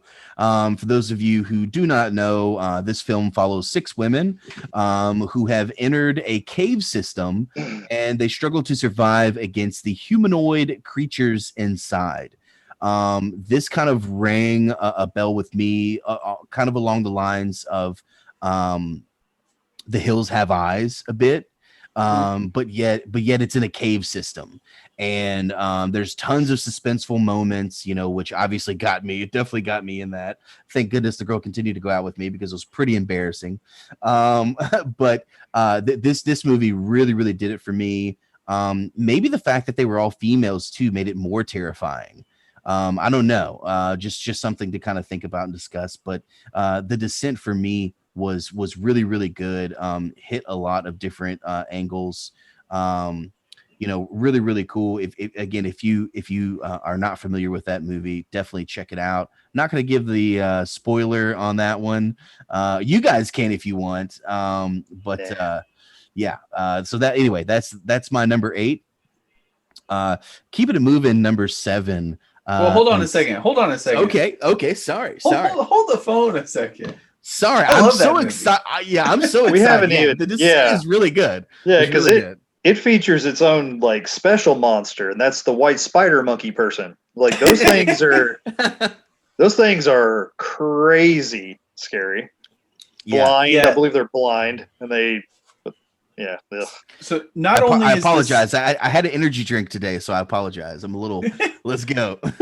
not only is the bad guy scary in that movie, like you were just saying, the setting is terrifying in that movie because, like, basically, it's this group of girls who are friends. The main girl's husband died in a car accident or something like that. It happens at the very beginning of the movie, so Yeah, it they kind of show throws it. you off. They show So it. At the then beginning. a year later, her friends get this group together to go out in the wilderness and have a girls' weekend in this cabin. And they're going to go check out this cave system because they're like explorers. And It's based in the Appalachians of North Carolina, really quick too, which is kind of another factor that kind of leads into it. Sorry, go ahead. but yeah, like they go into these caves and like I don't know about you guys, but I'm pretty claustrophobic myself. And so they get trapped in like the girl that set up the expedition lied to them about where they were going, and it turns out that they're exploring an uncharted cave system. So they get pissed at her about that because they get lost and there's no guidebook to how to get out. And so that's freaky in its own, the being trapped in a cave elements of the movie. And then you have the bad guys when they pop in. That just takes it to another level. But there's also a really cool personal element of like the main girl and the girl that's leading the expedition. Like the girl that's leading seemed like she cheated with the dead husband of the main girl. So there's like a sabotage within the group element of it as well. A lot of good twists and turns, great storyline. I loved that movie. Yeah, for sure. Yeah. Oh, absolutely. They find climbing gear or cave like spelunking gear, I guess it would be called. They find some that's like 75 years old. So like they find like all the bones and all that. Like so these creatures have been killing people for a long time, and oh, it's nuts. The idea of having to be quiet, because they don't. I think they're blind. The creatures are blind, but they can hear you very very Yeah. well. So it's no, you're right, Juan. That movie is kind of it's a Great jumper. It'll get you if you're not ready. It will definitely get you. Yes. And the It'll definitely- sequel, It'll get the you. sequel is top notch as well. So if you haven't seen it, Mhm. check out Descent Yeah. 2. It's a good movie. The second one's good too. Yes. So coming in at number 7. Now, a little sidebar here. There are 3 movies out of my top 8 that one of the reasons why I chose these movies, and it's a big factor for me because throughout the movie I'm always thinking, holy shit, this actually happened. So any scary movies that are based either based directly as a true story or based off of events that happened always get me. Now, I'm not exactly sure. Please correct me if I'm wrong, but this next movie, I believe, if not, I've still got my 3. This would be the 4th movie that is based off of actual events. Coming in at number 7 for me is Insidious. Okay. And I just recently watched that movie.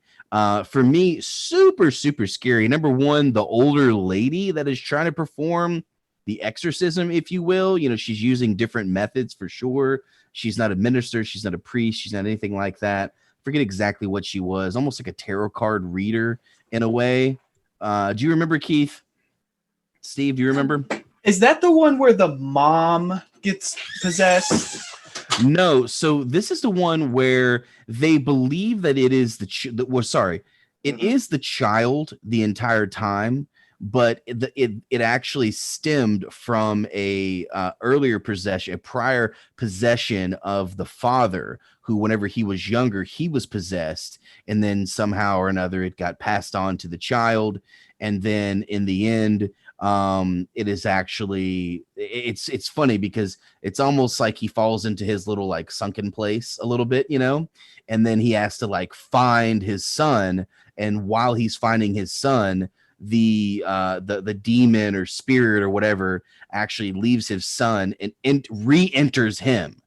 So then at the end, whenever they figure out, oh my gosh, our son is safe, and then it's like boom, not only that, but it re-released the demon spirit back in to the room, and I believe took the life of the woman who actually was performing the exorcism or whatever. So Yeah, what it is it's, if I remember correctly, it's like the dad and the son have the ability to kind of separate their spirits when they're asleep. They can like Mm. walk the astral plane, and like in the process of that, when you're walking the astral plane of like where spirits live, you might bring something back. And so like that's the concept. And yeah, you're right. It's the dad was someone who could do it. So yeah, the son kind of gets possessed, and the dad has to kind of like go find him in the spirit realm and bring Mhm. him back. And yeah, and then like it was an old woman. There was this old woman that he used to see Yes. whenever he would go into the astral plane, and she like She was creepy. reemerges. Yeah, she like reemerges and has a place. And it's, yeah, I mean, it's, you're right. It's definitely scary. It's definitely up there, because that's, again, like that's kind of a cool idea. It's original idea. You know, Yeah. it's I For like sure. I like For sure. I liken that movie to like Sinister and like Amityville Horror and The Conjuring. That's the one where the mom gets possessed. Those all kind of Mhm. like remind me of each other. Insidious though is definitely great. I looked up some screenshots to remind myself of which one. That scene where they go into the dream world at the end, where the dad is trying to like Yeah. get it all taken care of. Yeah, man, that was a good movie. The sequel is actually Yes. really good too. I like both of them. Yes, yes, yes. 100%. I agree, and it's funny, Keith. I don't know if you remember. I had a let's just call it. I had an intimate encounter recently, and that movie was played prior Can you please tell to. that story? Can you please? That's like the funniest story I've ever heard in my life. oh goodness. I know it's a tangent, but please. What did you do? No, that I will have to really think hard if I want to put that out to the public. I've shared some very intimate stories so far on our podcast, only 11 episodes deep, and I've shared a lot. That one, I will definitely tell you the story off air, Steve. It is hysterical. It's also terrifying. Okay, since we're on Yeah. the topic, totally terrifying. I was terrified. But that'll have to be a whole other segment. It honestly deserves its own little segment. But I was gonna ask you about it last time we spoke because I figured you wouldn't want to go into that one, but well, it's just because it's so recent. I mean, it's so recent. It's as recent as within the past 4 weeks.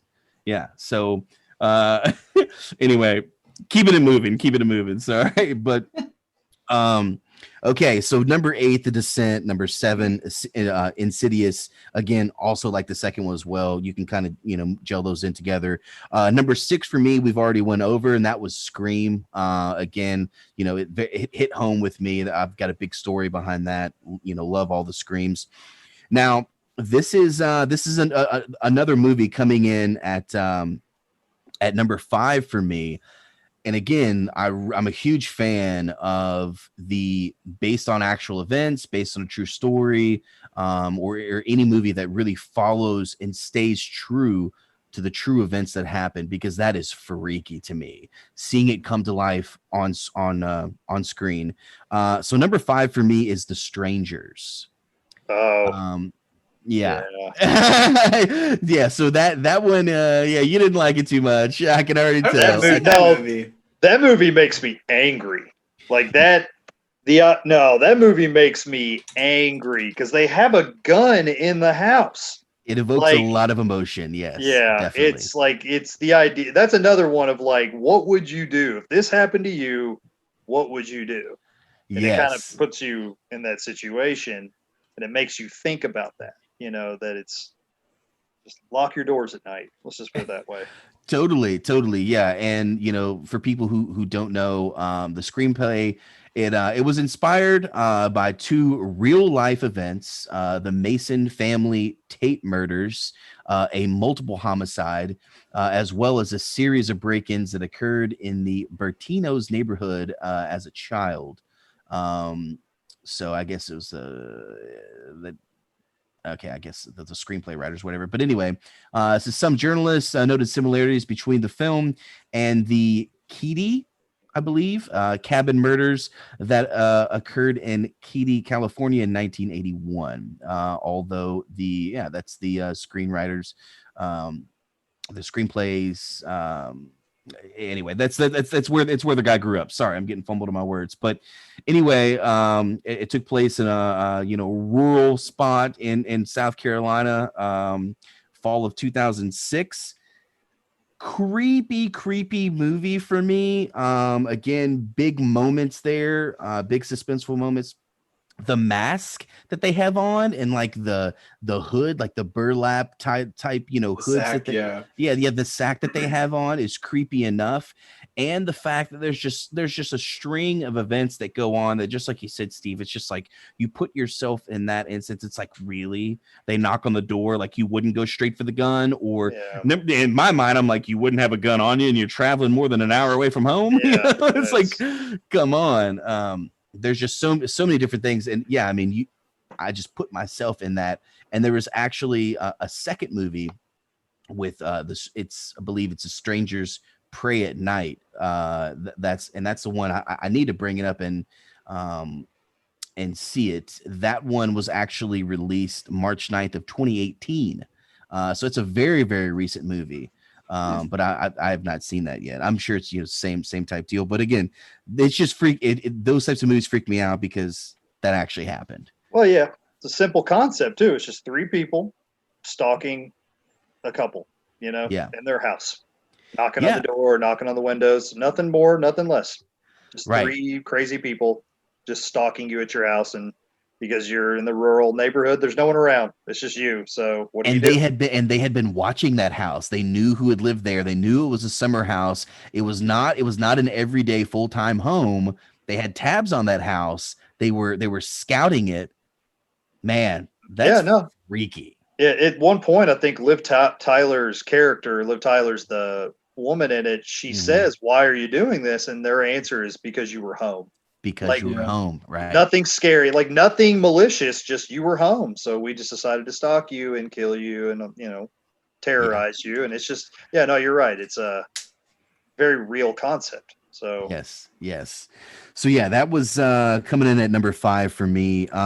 Number 4, very, very recent film. I'm sure everyone has seen this. Just creepy from beginning to end.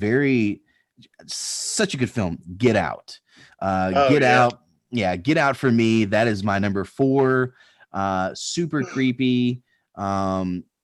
It's one of those movies where like you think you have the angle and where it's going to go. At least for me, when I saw it in theaters, I'm like, oh, I know where this is going. And I was completely wrong. And then I was like, oh, I know where this is going. Completely wrong again. So kept me on my toes. Really, really cool just to see everything unfold. Who was the director again? Jordan Peele. Jordan Peele, thank you. I couldn't think of his name. Normally comedic, but yeah, he's showing that and what was it? Us, not the sequel, but the next movie he did. I thought about those, but no, I just I couldn't put them on the list because I'd have to put both of them because they're both phenomenal movies. They really are. I haven't seen Us yet, but we watched Get Out a few weeks ago.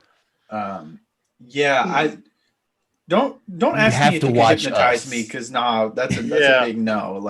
That's the idea of being hypnotized and you like sink within yourself is just man. I'm straight. I don't need that. Somebody trying to plant a subconscious thing into my brain that I don't know about. That's in I'll stay conscious.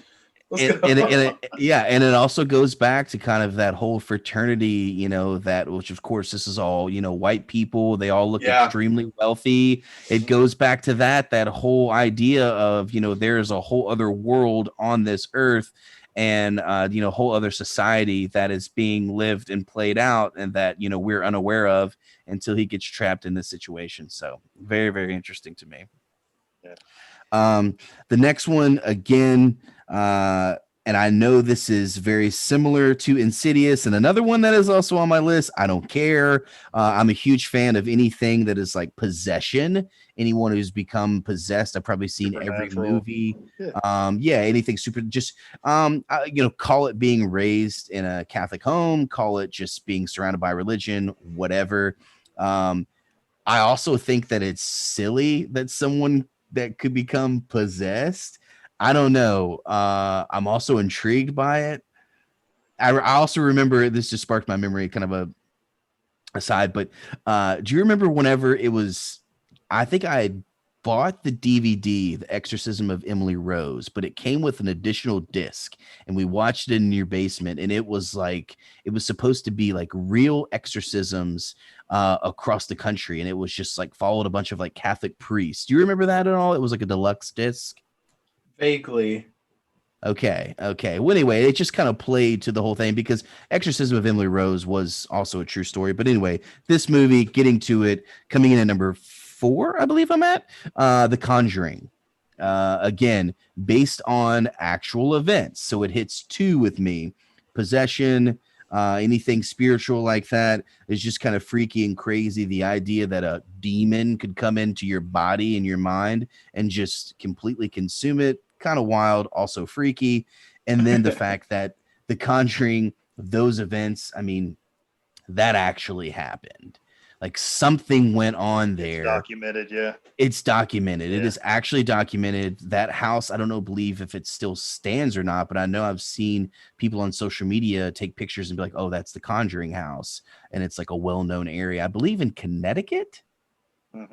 Anyway, I can let me. I don't know about Connecticut. But like that, you're right though, that like that whole series of movies, Conjuring and Conjuring 2, that was like the inspiration for the Amityville Horrors, were the 2 people that investigated that, the married couple that investigated that. You know, it's based off of their journals and their documents and findings that they found these malicious entities, you know, within the homes of these people. Isn't The Conjuring the one that ties into Annabelle? Yes. Yeah, because the guy and the girl, like the couple that's doing the ghost hunting or whatever, they have the doll. Okay. Yeah. I never actually saw Annabelle, but I saw both of the Conjurings. I like both of them a lot. The fact that like the dad keeps a room of all the stuff, like he keeps Annabelle. Like Annabelle's just in their house. And it's like, no, I'm good. Like, I don't need a room full of like haunted items. Yeah. You go ahead and burn that pile over there. I'm good on all that stuff. I'm okay. We talked about dolls earlier. I don't need a haunted doll. I don't need any of that, you know? Yeah. Speaking of haunted dolls, do you remember the series The Puppet Master? Oh, yeah. No, I'm not familiar. Yeah. Puppet Master is kind of awesome. It's a horror movie, but it's it's not at one of them you start cheering for the puppets. The puppets become the good guys in one of them. I think it's pretty much after number 1, the rest of them. So basically this guy like builds all these puppets that are like unique characters. Like one of them's got like a drill on his head so he can like drill into people, and like one of them spits out leeches, and one of them has like a knife and a hook on his hands. One of them is a flamethrower. They kind of add new characters as each movie goes along, but it was funny. It plays into that fun, good, bad guy, kind of switches the bad guys into good guys, but also like creative and funny, spoofy kind of deaths as well. Not a lot of people have heard of Puppet Master, but I want to shout out. Yeah. There's a 6-armed cowboy named Six Shooter. I remember that. That was like the third one. That was the third movie. He's hilarious, dude. That's pretty good. That's pretty good. They're pretty funny. Yeah, so keep it moving. So that was actually my number 3. I'll correct myself on that. And it was not Connecticut. I knew it was up north. It was actually in Rhode Island, where that actually happened. And then they shot it in Wilmington, North Carolina. So maybe it is that it's not the actual house that still stands. It is the place or the house that they actually shot it at in Wilmington, North Carolina. Gotcha. That is an actual house. But so yeah, again, that crap actually happened. That's crazy. I'm still intrigued. Still in a little bit of disbelief, but I'm intrigued. So, Steve, you kind of mentioned it a little bit. You slid it in there. Sorry. But that's fine. That's fine. It's all good. Keith, you have to see this. My number 2 for Halloween, my top 8 at least, is Us. Another Jordan Peele movie. Absolutely. Like, I love it because it's so current. It's so fresh. And I don't know. Would you call it? I mean, not realistic. No, not realistic. No, but it's certainly a scary concept. Like Yeah. the idea behind the movie is very, very. A lot of questions are raised after I saw that movie, Yeah. but like I don't know if it was how widespread the whole concept was going, if it was nationwide or what. But yeah, no, Us is definitely it's a great modern horror movie. Very, Yes. very, very, very well done, and it's because it's an original concept. That and Get Out are just two things that you don't ever see, and so you watch it and you're like, oh, that's new. That's a Right. new idea, and it's horrifying, and it's done in a very scary and suspenseful way. So yeah, Right. And there actually is quite a bit of humor in the movie Us. Especially with the dad. It's that is such a perfect example of just like how it would actually play out in real life. Like the dad's character in that, and these people, us, the mirror image of of the family there. They roll up to this vacation home. Maybe that's a theme I just like, rolling up to the vacation home that's not a full-time home or whatever. So they roll up to this house, and uh the killers, the villains in the movie, they present themselves and they're all just standing still, just like statues out there. And then they see it, and of course, the wife, the mom in there, asking the husband to take care of it, and he walks out and he tries to speak to him politely, and then he goes back in and he grabs the bat and he's like, I don't think y'all heard me. Now it's time to go. I'm just like, yeah, that's totally what would happen for sure. He tries to get all macho and everything, and then they start walking towards him, and he balls up like a little bitch. But yeah, he freaks out. yeah. Anyway, brilliant movie. There's so many underlying themes in that movie as well. The whole the white rabbits, and how they're locked in the cages and how they're eating them and things like that. It's just a lot of different meanings there. Definitely look it up. Add that to your Halloween list. Number one. Hold on real quick before go ahead. before you move on. Yes. I haven't seen Us, but I did notice the main actress in that movie. She is in one of my newer movies that I've got a list of just kind of movies to watch that aren't necessarily classics. This one's called Little Monsters. Have you guys heard of that movie? I have not seen it, but the idea of zombie kids kind of, I don't know what it's. Yeah, she's like having to fight off zombie. So basically, children, she's like a preschool teacher or like first grade or whatever it is, and she takes her students on like a field trip to this. I want to say it's like a petting zoo, and the zombie outbreak happens while she's got these kids at this zoo. So like she has to take over as the leader, and like their favorite like child star is there as well. He's a comedian. I can't remember what his name is, but yeah, it's just that they're like holed up at this zoo trying to protect these kids from these zombies, and it's got a lot of good gore and kill elements, killing people as well as the zombies getting killed, but a ton of humor. She does a great job all around in that movie. It's funny, right? It's hilarious. Oh my gosh, it's hilarious. Yeah. I think but it was. I remember seeing the trailer. I think it was billed as being like really funny too. Yeah, definitely check that one out if you haven't. I will for sure. Yeah, one last thing on Us too. Oh my gosh, Steve. I'm sitting there looking at some pictures. The creepiness of the voice, a long time ago, and she's just like oh man. And they explained that later, and it's just it's all kind of it's a full circle. Oh yeah. Like the idea that it's like a girl or whatever. Like, imagine being like stalked by you, but like a dark version of yourself. Yeah. Yeah. Like your shadow self. Very, almost. very I don't even know. I don't know shit about that movie. Yeah. You have to watch it. You absolutely have to check it out. Worth the watch for sure. I'll go ahead and run off my list real quick. There's a lot to say, but we don't have to, touch on it too much. Again, it sticks with the theme of my list. based on actual events. Okay, a series of events though that just kind of picked and popped, different details, which is just freaky to me. And the whole possession, all time classic. Whenever they remade this, so this is an interesting thing for me.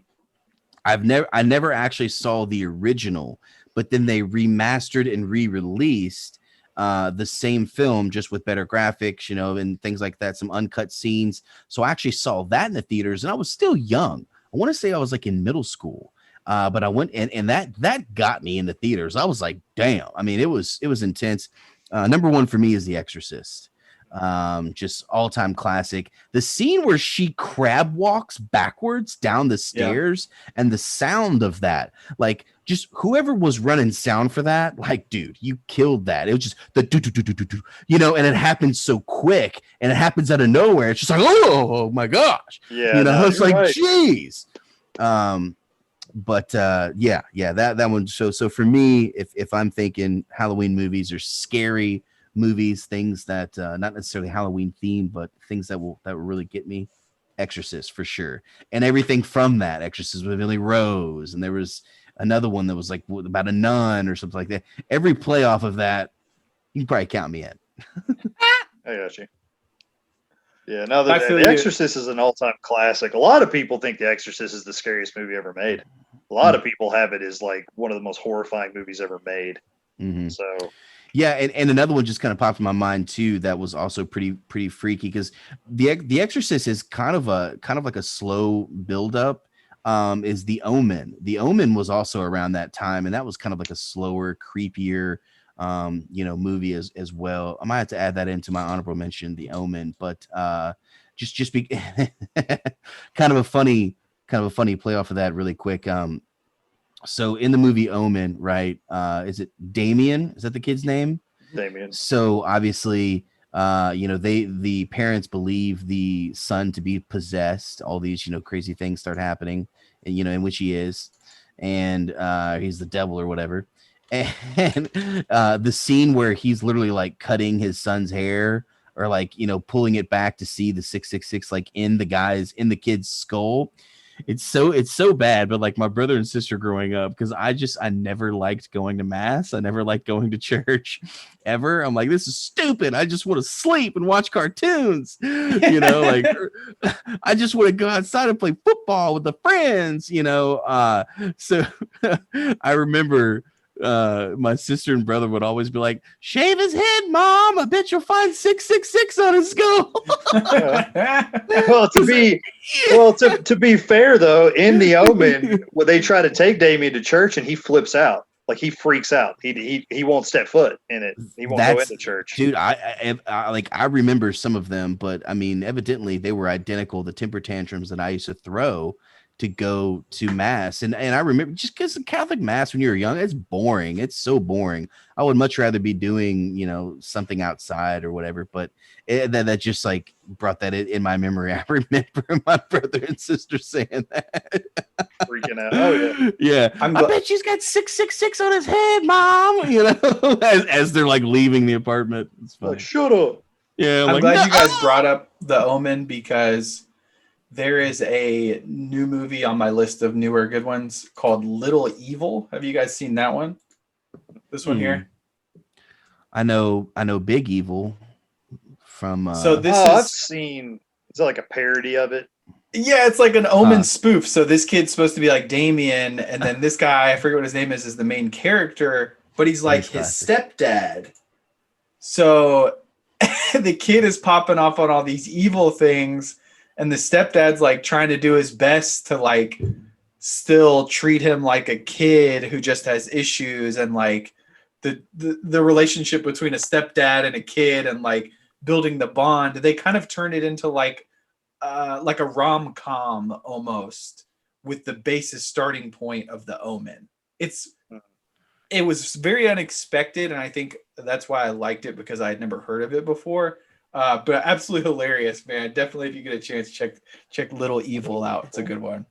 And if you've seen The Omen. If you haven't seen The Omen, it's not as good, but it's a great parody of that for sure.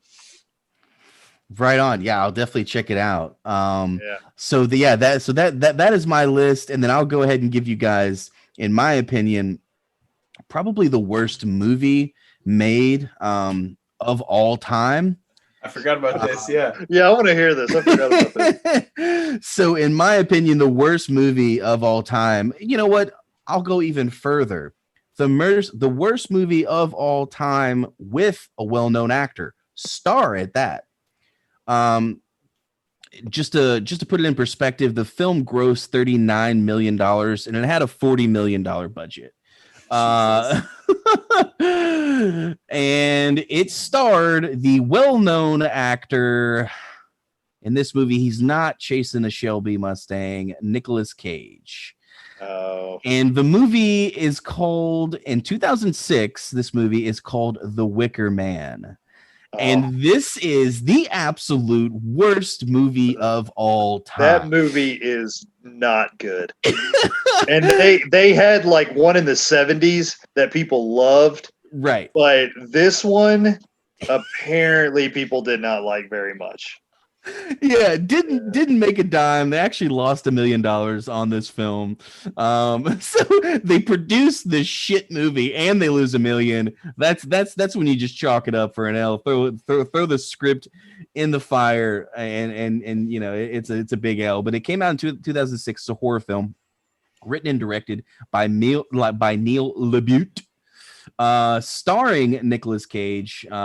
Just like Steve said, this is a remake of the 1973 British film The Wicker Man, which was like you said. I mean, I heard really good reviews on that one. I was pretty pumped to go see this. Disappointed, really disappointed. So the movie it stars a police officer, obviously Nicolas Cage, whose ex-fiance informs him that her daughter Rowan has disappeared and asks for his assistance in her search. When he arrives at this island, which is super sketchy from the beginning, and then all these like clues and things like that lead him there. Anyway, whenever he arrives at this island where they were last seen, his daughter Rowan was last seen, he suspects something sinister about the neo-pagans who reside on the island. And was there something sinister going on? It's kind of funny because going back to the whole Bohemian Grove and the whole different world, this is honestly what I kind of think Bohemian Grove is got going on. Is the whole Wicker Man thing, because I mean it's very similar. But if you ever get a chance, do not ever check out this film. If you ever get a chance, don't waste your time. It will be an absolute waste. And the running time is 102 minutes. 102 minutes of my life wasted on this shit show that Nicolas Cage produced. Damn you, Neil LaBute, or LaBute, whichever way it is. I'm going to call you LaBute because this film is terrible. That's my worst film of all time. Have you seen The Ninth Gate with Johnny Depp? Long time ago. That's another one with the secret societies. There's it's almost like a Satan worshiping cult that's global that he's like battling against. So that hearing about the Bohemian Grove, there's a scene like that in that movie. Yeah, the Wicker Man, the scene, I believe it's like the end scene. And Steve, did you see the film at all? Did you see the Wicker Man? I did. I watched. I've seen it. So correct me if I'm wrong. Nicolas Cage ends up attached. He ends up attached to this huge wooden structure that's like some sort of, I don't know. Wicker Man. It's the Wicker Man. It is the Wicker Man. It's a gigantic. It's a gigantic Wicker Man. And it's the gigantic Wicker Man. I apologize. Yeah. And he gets attached to this thing, and they just start like burning him alive, right? Yeah. That's how he goes. They put something on his head with bees in it, so he's getting stung by bees. And then while he's in the Wicker Man, he starts singing, and I can't remember what song he sings, but it just, I don't know. I think the movie missed its mark. Like, for some reason, the 73 version people loved. Mm-hmm. And this movie, I want to say, is close to it, but for some reason, I guess it just didn't click. I didn't enjoy it as much. I didn't enjoy it very much. Well, you mentioned Nicolas Cage, and I had just watched a movie with him in it. I thought you were going to say Pay the Ghost. I was going to get mad at you because I actually liked that movie. And if you were going to call it the worst of all time, we were going to have words. Nicolas Cage, I watched a movie with him earlier today called Mom and Dad, which is a movie That's with in my queue. him and Selma Blair. Apparently, like a virus takes over in this community, and all of the parents in the community get the urge to kill their own kids. Oh, And like what? that's the premise of the movie. Was Like it they fun? won't kill other. It's okay. It doesn't. It gets out of control. Like it's at one point the kids come home and they lock themselves in the basement, and the movie gets kind of good then. But it just short movie. It's like an hour and 25 minutes. But it's just Nicolas Cage is so outrageous. He's just so. But like he's done a few movies. Like he did one called Mandy and one called Color Out of Space, which people loved. They love both of those movies, and they're both on Hulu, I believe. Mandy and Color Out of Space. We watched Okay. The Rock about a month ago. I forgot how classic that movie Now is. that's a man. classic. That's a Yeah. classic. It's a great right movie. there. I don't care what Sean anybody Connery. says. Yeah. Ed Harris. Oh, there's a million good actors in that movie for sure. So let me recap real quick. So Yes. Juan, what were your top three again? Okay, yeah. So my top three, starting from 3, was The Conjuring. Number 2 was Us, and number 1 was The Exorcist. So Exorcist. those And then are my Steve, what top were your 3. top three again? Mine was Scream, and then A Nightmare on Elm Street and Halloween. Classic. Well, I like I said, I don't really have a top 5 list per se, and I see we're already getting close to 3 hours, so I'm not going to try to drag this out too much longer, but I did want to kind of give the folks a lightning round of I've got a couple of things here, movies that we just missed out on. Some of them I've got written down because of how bad they are, or just I didn't like them. And then I've got kind of a list here of mainly ones that are on Netflix and Hulu. Some are on Prime, but kind of newer movies that I know a lot of people haven't seen that they might want to give a chance to. So I'll just go ahead and kick it off. Really surprised in terms of, obviously, like I said, I'm biased towards zombie films. Nobody mentioned Dawn of the Dead, and that's like my favorite scary movie of all time. Yeah, It's good. It's the good. newest one, like the one where Yeah. they're with Ving Rhames. Yeah, that or the original, the remake or the original. I like both of them. The remake, though, is probably my favorite scary movie of all time. People get trapped at a mall. Just the intrigue of like zombies being outside, and you have the whole mall to yourself. The survival horror genre I'm a big fan of. Spawned a great video game called Dead Rising. I do have a horror video games category that we probably could do a whole show on, but I talked about how The Exorcist was to me really traumatizing when I was a kid, and there's one other thing that really scared me on those lines, and that was the video game. And Steve, you were there for this. The first time we ever played Resident Evil. 1996 Resident Evil. I think- I'll never forget that. We were like 10. Yeah. Like So the game, like I didn't know shit about the game, and we like it was like your birthday or something. We went to Blockbuster. Yeah. it was my, So we my picked it up. birthday. We picked it up We because brought it of back. course, the cover looks cool, and we were up till like 5 a.m. playing that effing game. But I remember like the opening cutscene.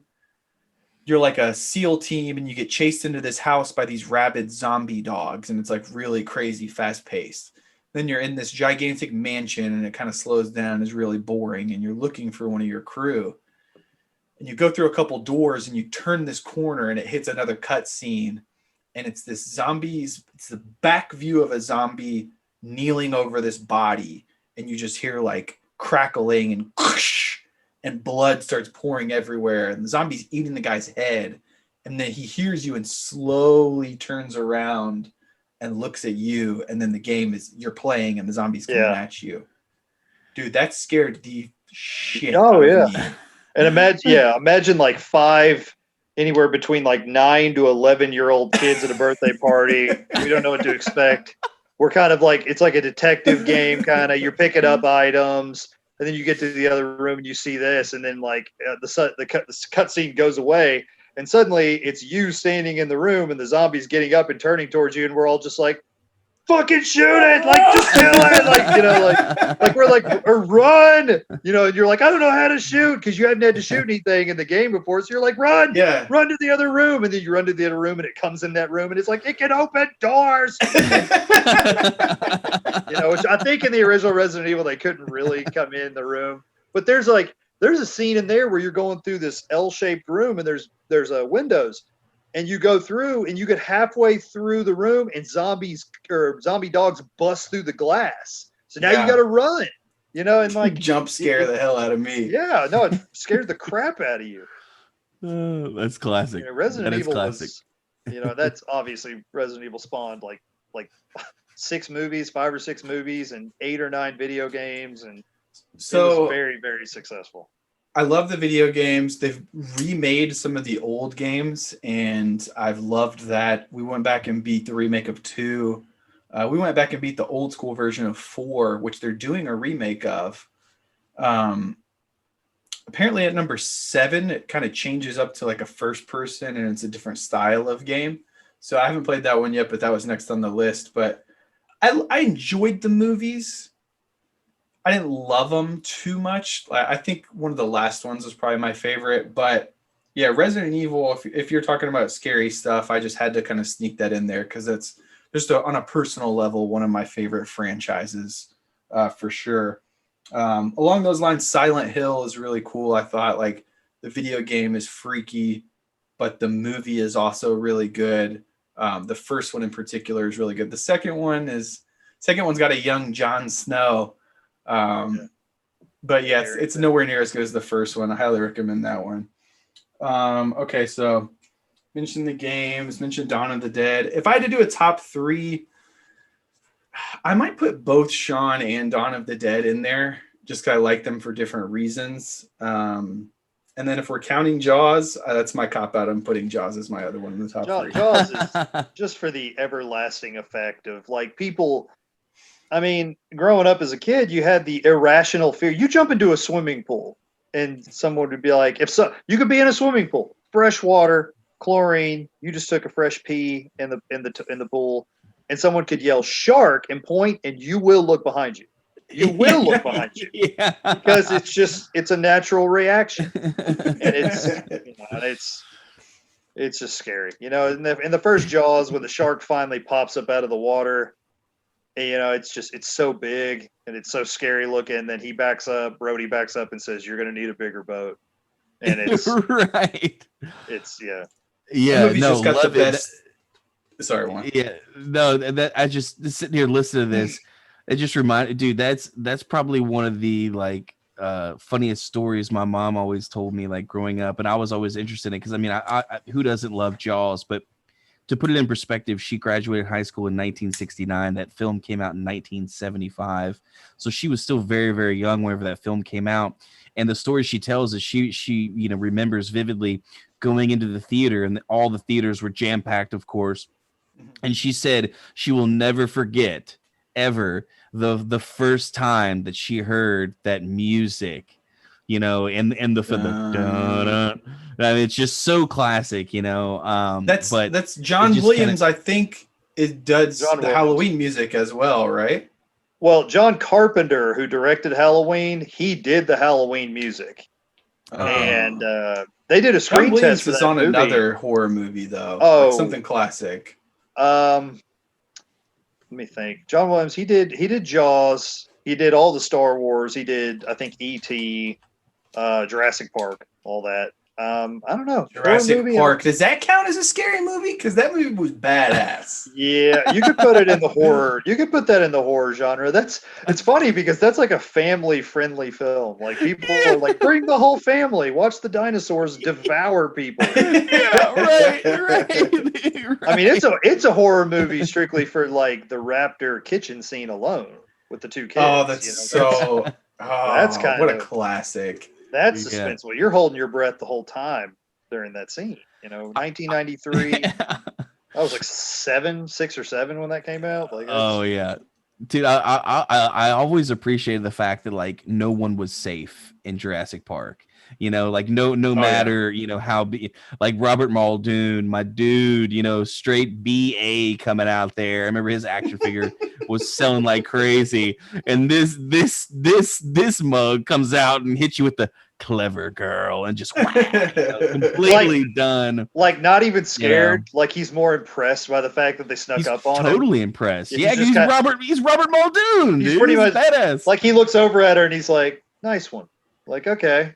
And then she jumps on him and it's just nothing but screaming. But it's I mean, if we're gonna count movies like Anaconda and stuff, I mean Jurassic Park has to be on there. That would probably be in my top 10 in that case. Yeah. It's a good point. It's a good point. Yeah, that's very true. Going back to Jaws though, the beginning of Jaws where Chrissy gets killed by the shark and she's like night swimming, it's one of the most uncomfortable scenes you'll ever sit through. Like I don't like watching it. Jaws is my favorite movie of all time. And I don't like watching her getting killed because she's getting dragged around and she's screaming, "God, help me. God, it hurts," and all this stuff. And it's very real. It's very like the actress I know with the divers that were under the water. I think they actually dislocated her pelvis or her hip or something because they were so rough with her. And if you go back and watch the beginning to Jaws, it's uncomfortable because she's just getting ripped apart. She's helpless. There's nothing she can do. She's in the middle of the ocean. And it's, she's helpless. She's at the whim of the shark. Blood curdling screams in that opening scene too. Yeah. Yes. Oh, it's terrible. It's awful. Oh, so just a couple of classics that we didn't hit. Pet Cemetery. I don't know if you guys have seen that.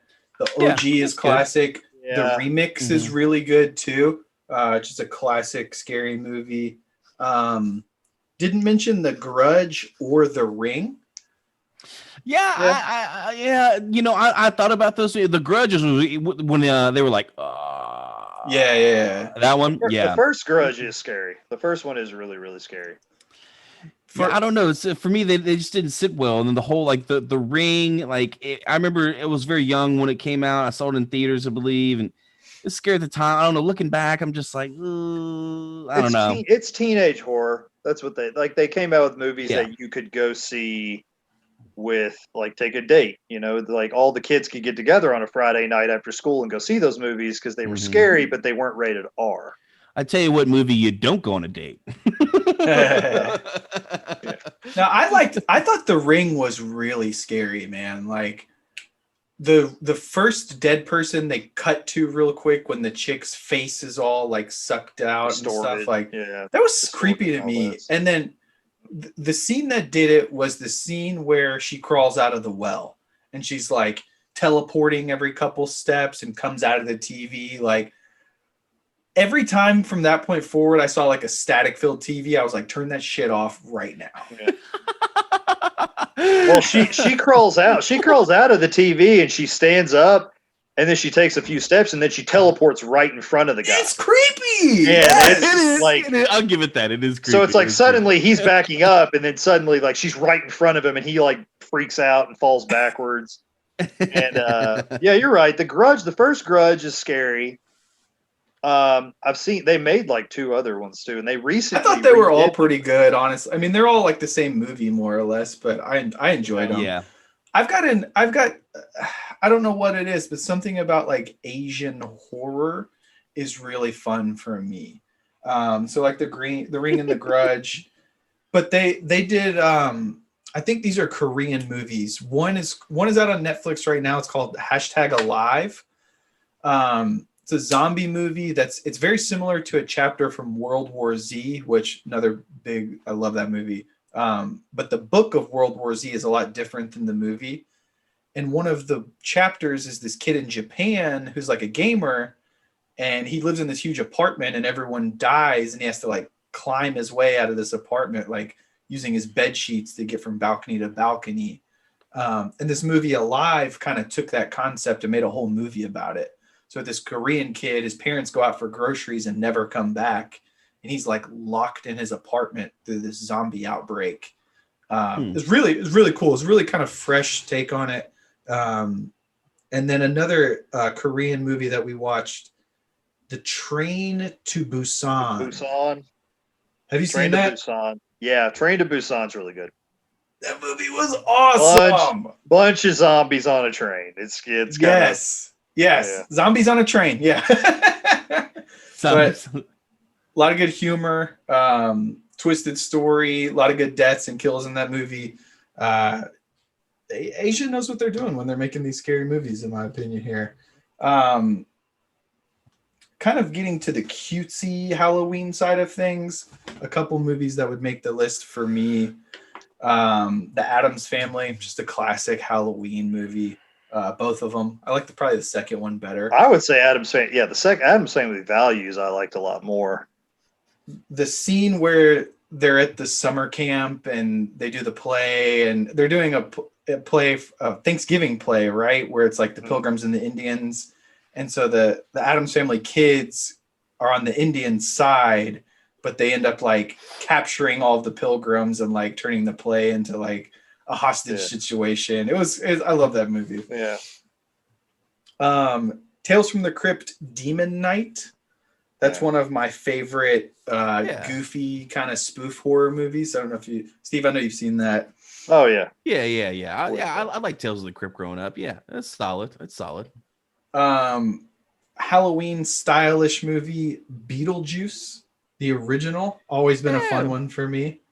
Yeah. Michael Keaton, I love that guy. Oh yeah. Oh yeah, Michael Keaton. He's Batman. Couple that we didn't mention that I'm glad we didn't. Along the cutesy line, Ernest Scared Stupid. Oh, fucking movie. That's a classic though. Oh my god. Ernest Scared Stupid. Didn't even think of that movie. That's hilarious. R.I.P. Ernest, Kentucky native there. Kentucky native, troll. Yeah. He can't stand milk. Mother's Love. The Ernest movie. Oh man, you're gonna make me go back and watch. Stupid. I want to go back and just watch all of his. Dude, 1991 that movie came out. That and Nightmare Before Christmas. I gotta check those out again. Oh, so along the Ernest lines, the Leprechaun series I really enjoyed. Those are scary, but those are still like really goofy. Especially the second one was my favorite. They put him in space too. Eventually, he went to space. He went to the hood twice. Yeah, he went to the hood. Yeah, that's right. Have you guys seen that movie Vampires in Brooklyn? It's a new movie. Vampires in Brooklyn. Vampire in Brooklyn. There was a Vampire in Brooklyn with Eddie Murphy from the 90s, but yeah. I think this might be a remake of that. It's okay. I enjoyed it and didn't love it. It's okay. It's not the greatest. Not really a horror movie, but like a suspense action movie that I love. With a little not paranormal, but just a mystery element. The 13th Warrior with Antonio Banderas. Oh yeah. Not really sure how that fits onto the list here. It's like it's like the retelling of Beowulf. It's definitely got horror elements to it. Like it's definitely kind of falls in there. And then till he realizes, what they are, they're men. He kind of goes. Yeah, then he kind of goes ham on it once he realizes they're just guys they want us to think they are bears. They're bears. Well, I've never seen that. Probably because I went through a huge Antonio Banderas phase when I was in high school and grew my hair out. Oh, I did not know that. Wait, what? Yeah. Wait, you had a big AB phase? I'm a huge. I mean, I feel like any Latin man growing up has to be a fan of Antonio Banderas, and especially the movie Desperado really gets me. I still need to learn on the acoustic guitar that song, and it's because I can sing almost word for word. Anyway, no, I see he has short hair. You can sing almost word for word. What? The song that he sings in Desperado. I can't remember it. I thought for a second you were saying the Spanish Hotel California. I was about to be like, nah, bro, you ain't getting on that. No. From Big Lebowski. No. Yeah, he sings a song. It's like I believe it's the opening scene. Yeah, it's the opening scene in Desperado. He's at this live event. It's like this bar, or whatnot. But Mhm. anyway, that's a whole other story. I see he has short hair in the 13th Warrior. Not happening. I like my Antonio Banderas with a ponytail. He plays like a preppy, like a Persian prince dude, and he's traveling in these Viking lands, and the Vikings get word from their like island where they have like this home base that this like creepy terror group is murdering and like killing a bunch of their people. So there's like a lot of mystery around. So then they pick at this like tribal communal thing 13 warriors to go help. And the first 12 warriors are all like big badass Viking dudes. Then the 13th one is supposed to be someone who is different, that sees things differently, who has a different skill set. So they choose Antonio Banderas. So he's like this fish out of water with all these badass Vikings.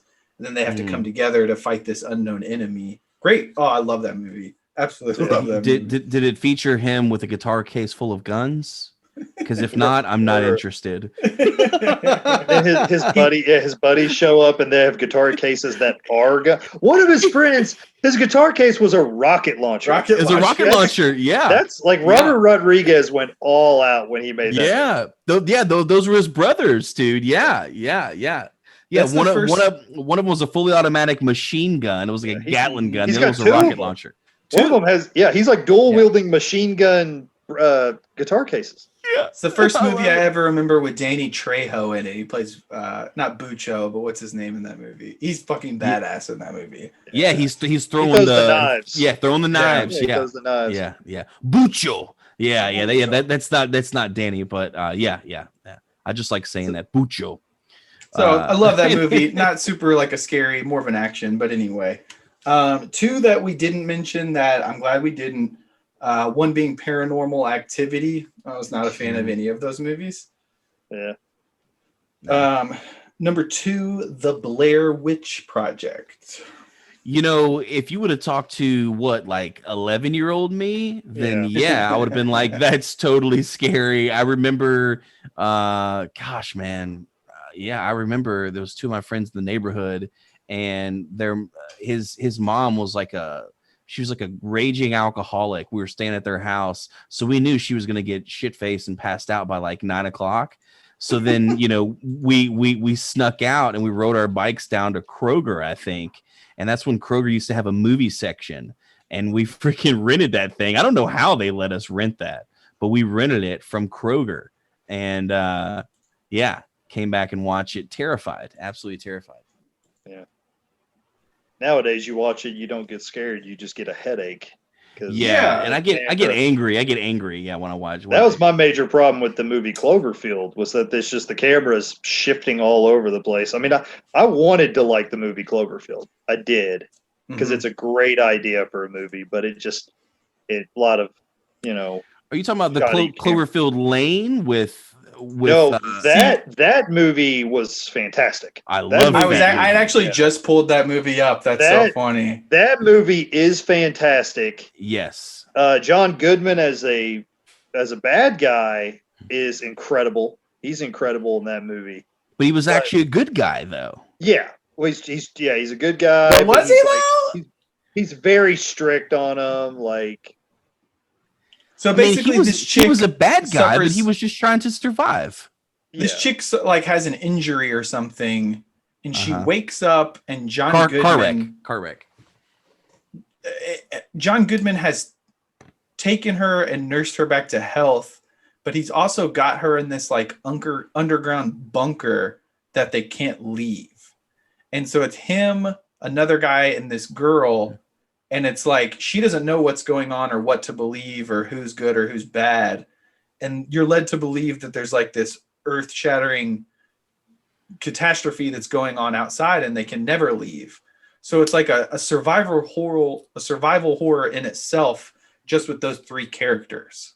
And then towards the end of the movie, it opens up some, and you finally do see what's going on outside. And that adds a complete different element that you weren't really expecting at that point, and kind of takes the movie in a whole other direction. I love that movie. I didn't know anything about it when I watched it. You get halfway through the movie and you think like maybe he's lying, maybe there's nothing going on, he's just crazy, And Right. then, yeah, like she gets outside and it's a whole different set of elements and stuff. And it's nuts. And she figures out this crazy man who I thought was crazy was actually telling the truth. Yeah, like there's something going on, and it's Yeah. a whole mess of stuff. Okay, Great I just film. have a couple more here. These are more of your new ones that people might not have heard of before. I've already got this one pulled up. It's called Yoga Hosers. I've seen that. I kind of liked this movie. What did you think? Oh yeah, like God, what are that y'all watching girl. over there? Yeah, Juan. That girl on the left is Johnny Depp's daughter, and the girl on the right is Kevin Smith's daughter. Like they're good friends. Yeah, he named her Harley Quinn because he's like a big comic book nerd. It's kind of funny. Yeah. It's a goofy spoof kind of movie, but it's also, it's funny. It's funny. Oh, that's so funny that both of you all have seen it. That's hilarious. This movie, We Summon the Darkness, is on Netflix right now, I believe. And have either of you guys seen this? No, is that Johnny Knoxville? And is that I know exactly who that That's Alexandra Daddario. Yeah, yeah. Daddario. So I'm gonna go ahead and just ruin the whole thing for you real quick. Great. Awesome. Didn't So want to these watch chicks- it anyway. I'll give you the premise. No, you can Chicks go nuts. Are Ruin road it. tripping Yeah, you can give to it to us. go see a rock concert. It's like a death metal movie, or a death metal band, and they portray it. There's these murders that they keep talking about on the radio that have been going on at these rock concerts. So it's kind of like a rock music is the devil thing. And Johnny Knoxville is always in the background on the TVs as this televangelist, like donate money to the church and you'll get XYZ in your life. So they set it up as though the girls are about to get kidnapped by this group of 3 guys that they meet up with. But it turns out that the girls are actually the killers. And Johnny Knoxville is the dad of one of the girls. And it's like all tied into this like corrupt, murderous, there's a lot of twists and it's got a lot of cheesiness and badness to it, which any good horror movie does. But I liked it. I liked it a lot. Like, it's just one we randomly picked off of Netflix that I really enjoyed and thought some you all might enjoy as well. So definitely check that out. We Summon the Darkness. I've got 2 more here. Just bear with me a little bit longer. Have you heard of The Girl with All the Gifts? No. Is that an adult movie? So it's a zombie movie. Basically, these kids are born and they're like, they have zombie tendencies, but they also have like human kind of brains. So it's like only if they get close to smell somebody's flesh do they like trigger their zombie tendencies. And it follows this one girl growing up in that group, and it's like kind of like the passing of the torch amongst one generation to the next. A lot of kind of like overarching political commentary. Super good zombie movie, super underrated. The Girl with All the Gifts. Did We Summon the Darkness? The last one I've got here on my recent movies that I thought were fun, The Babysitter. Please tell me you guys have seen that movie. There's 2 of those now. I haven't seen them, Yes. but I want to watch. Huh. I do want to watch both of those. I think You seen they're neither both of on them? Netflix, maybe. I haven't seen either of them yet. Yeah, so super cheesy, of course. Very new. So it's got a lot of like current style actors in it. Well, not a lot of, but like Bella Thorne is in it. This shirtless guy here is my favorite one. Oh my God. He's like shirtless for no reason. And that's like his thing. It's just funny as hell. But yeah, like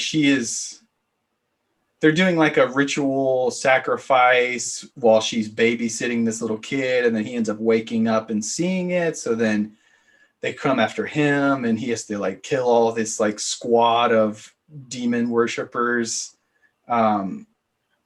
Very funny, a lot of fun, gory kills. If you haven't seen The Babysitter or the sequel, you will enjoy both of them for sure. Bella Thorne. Yeah.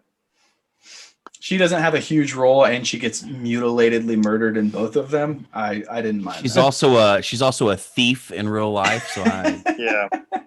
I don't really I'm already turned off by that movie. That and the fact that it's on Netflix. So If you want to see her get her head blown off, watch that movie.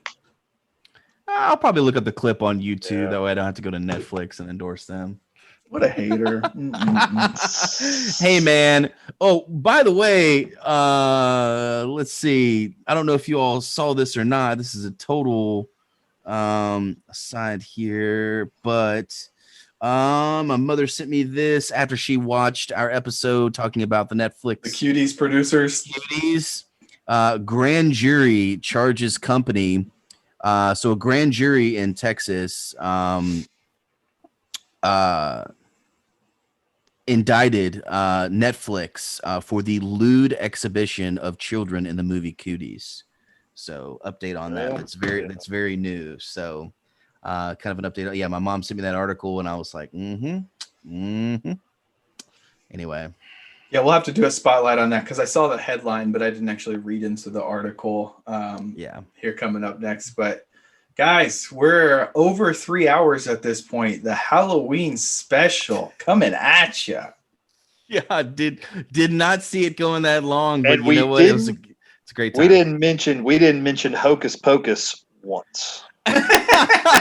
Man, forget that movie. That is a movie that it seems like every year I can't escape it.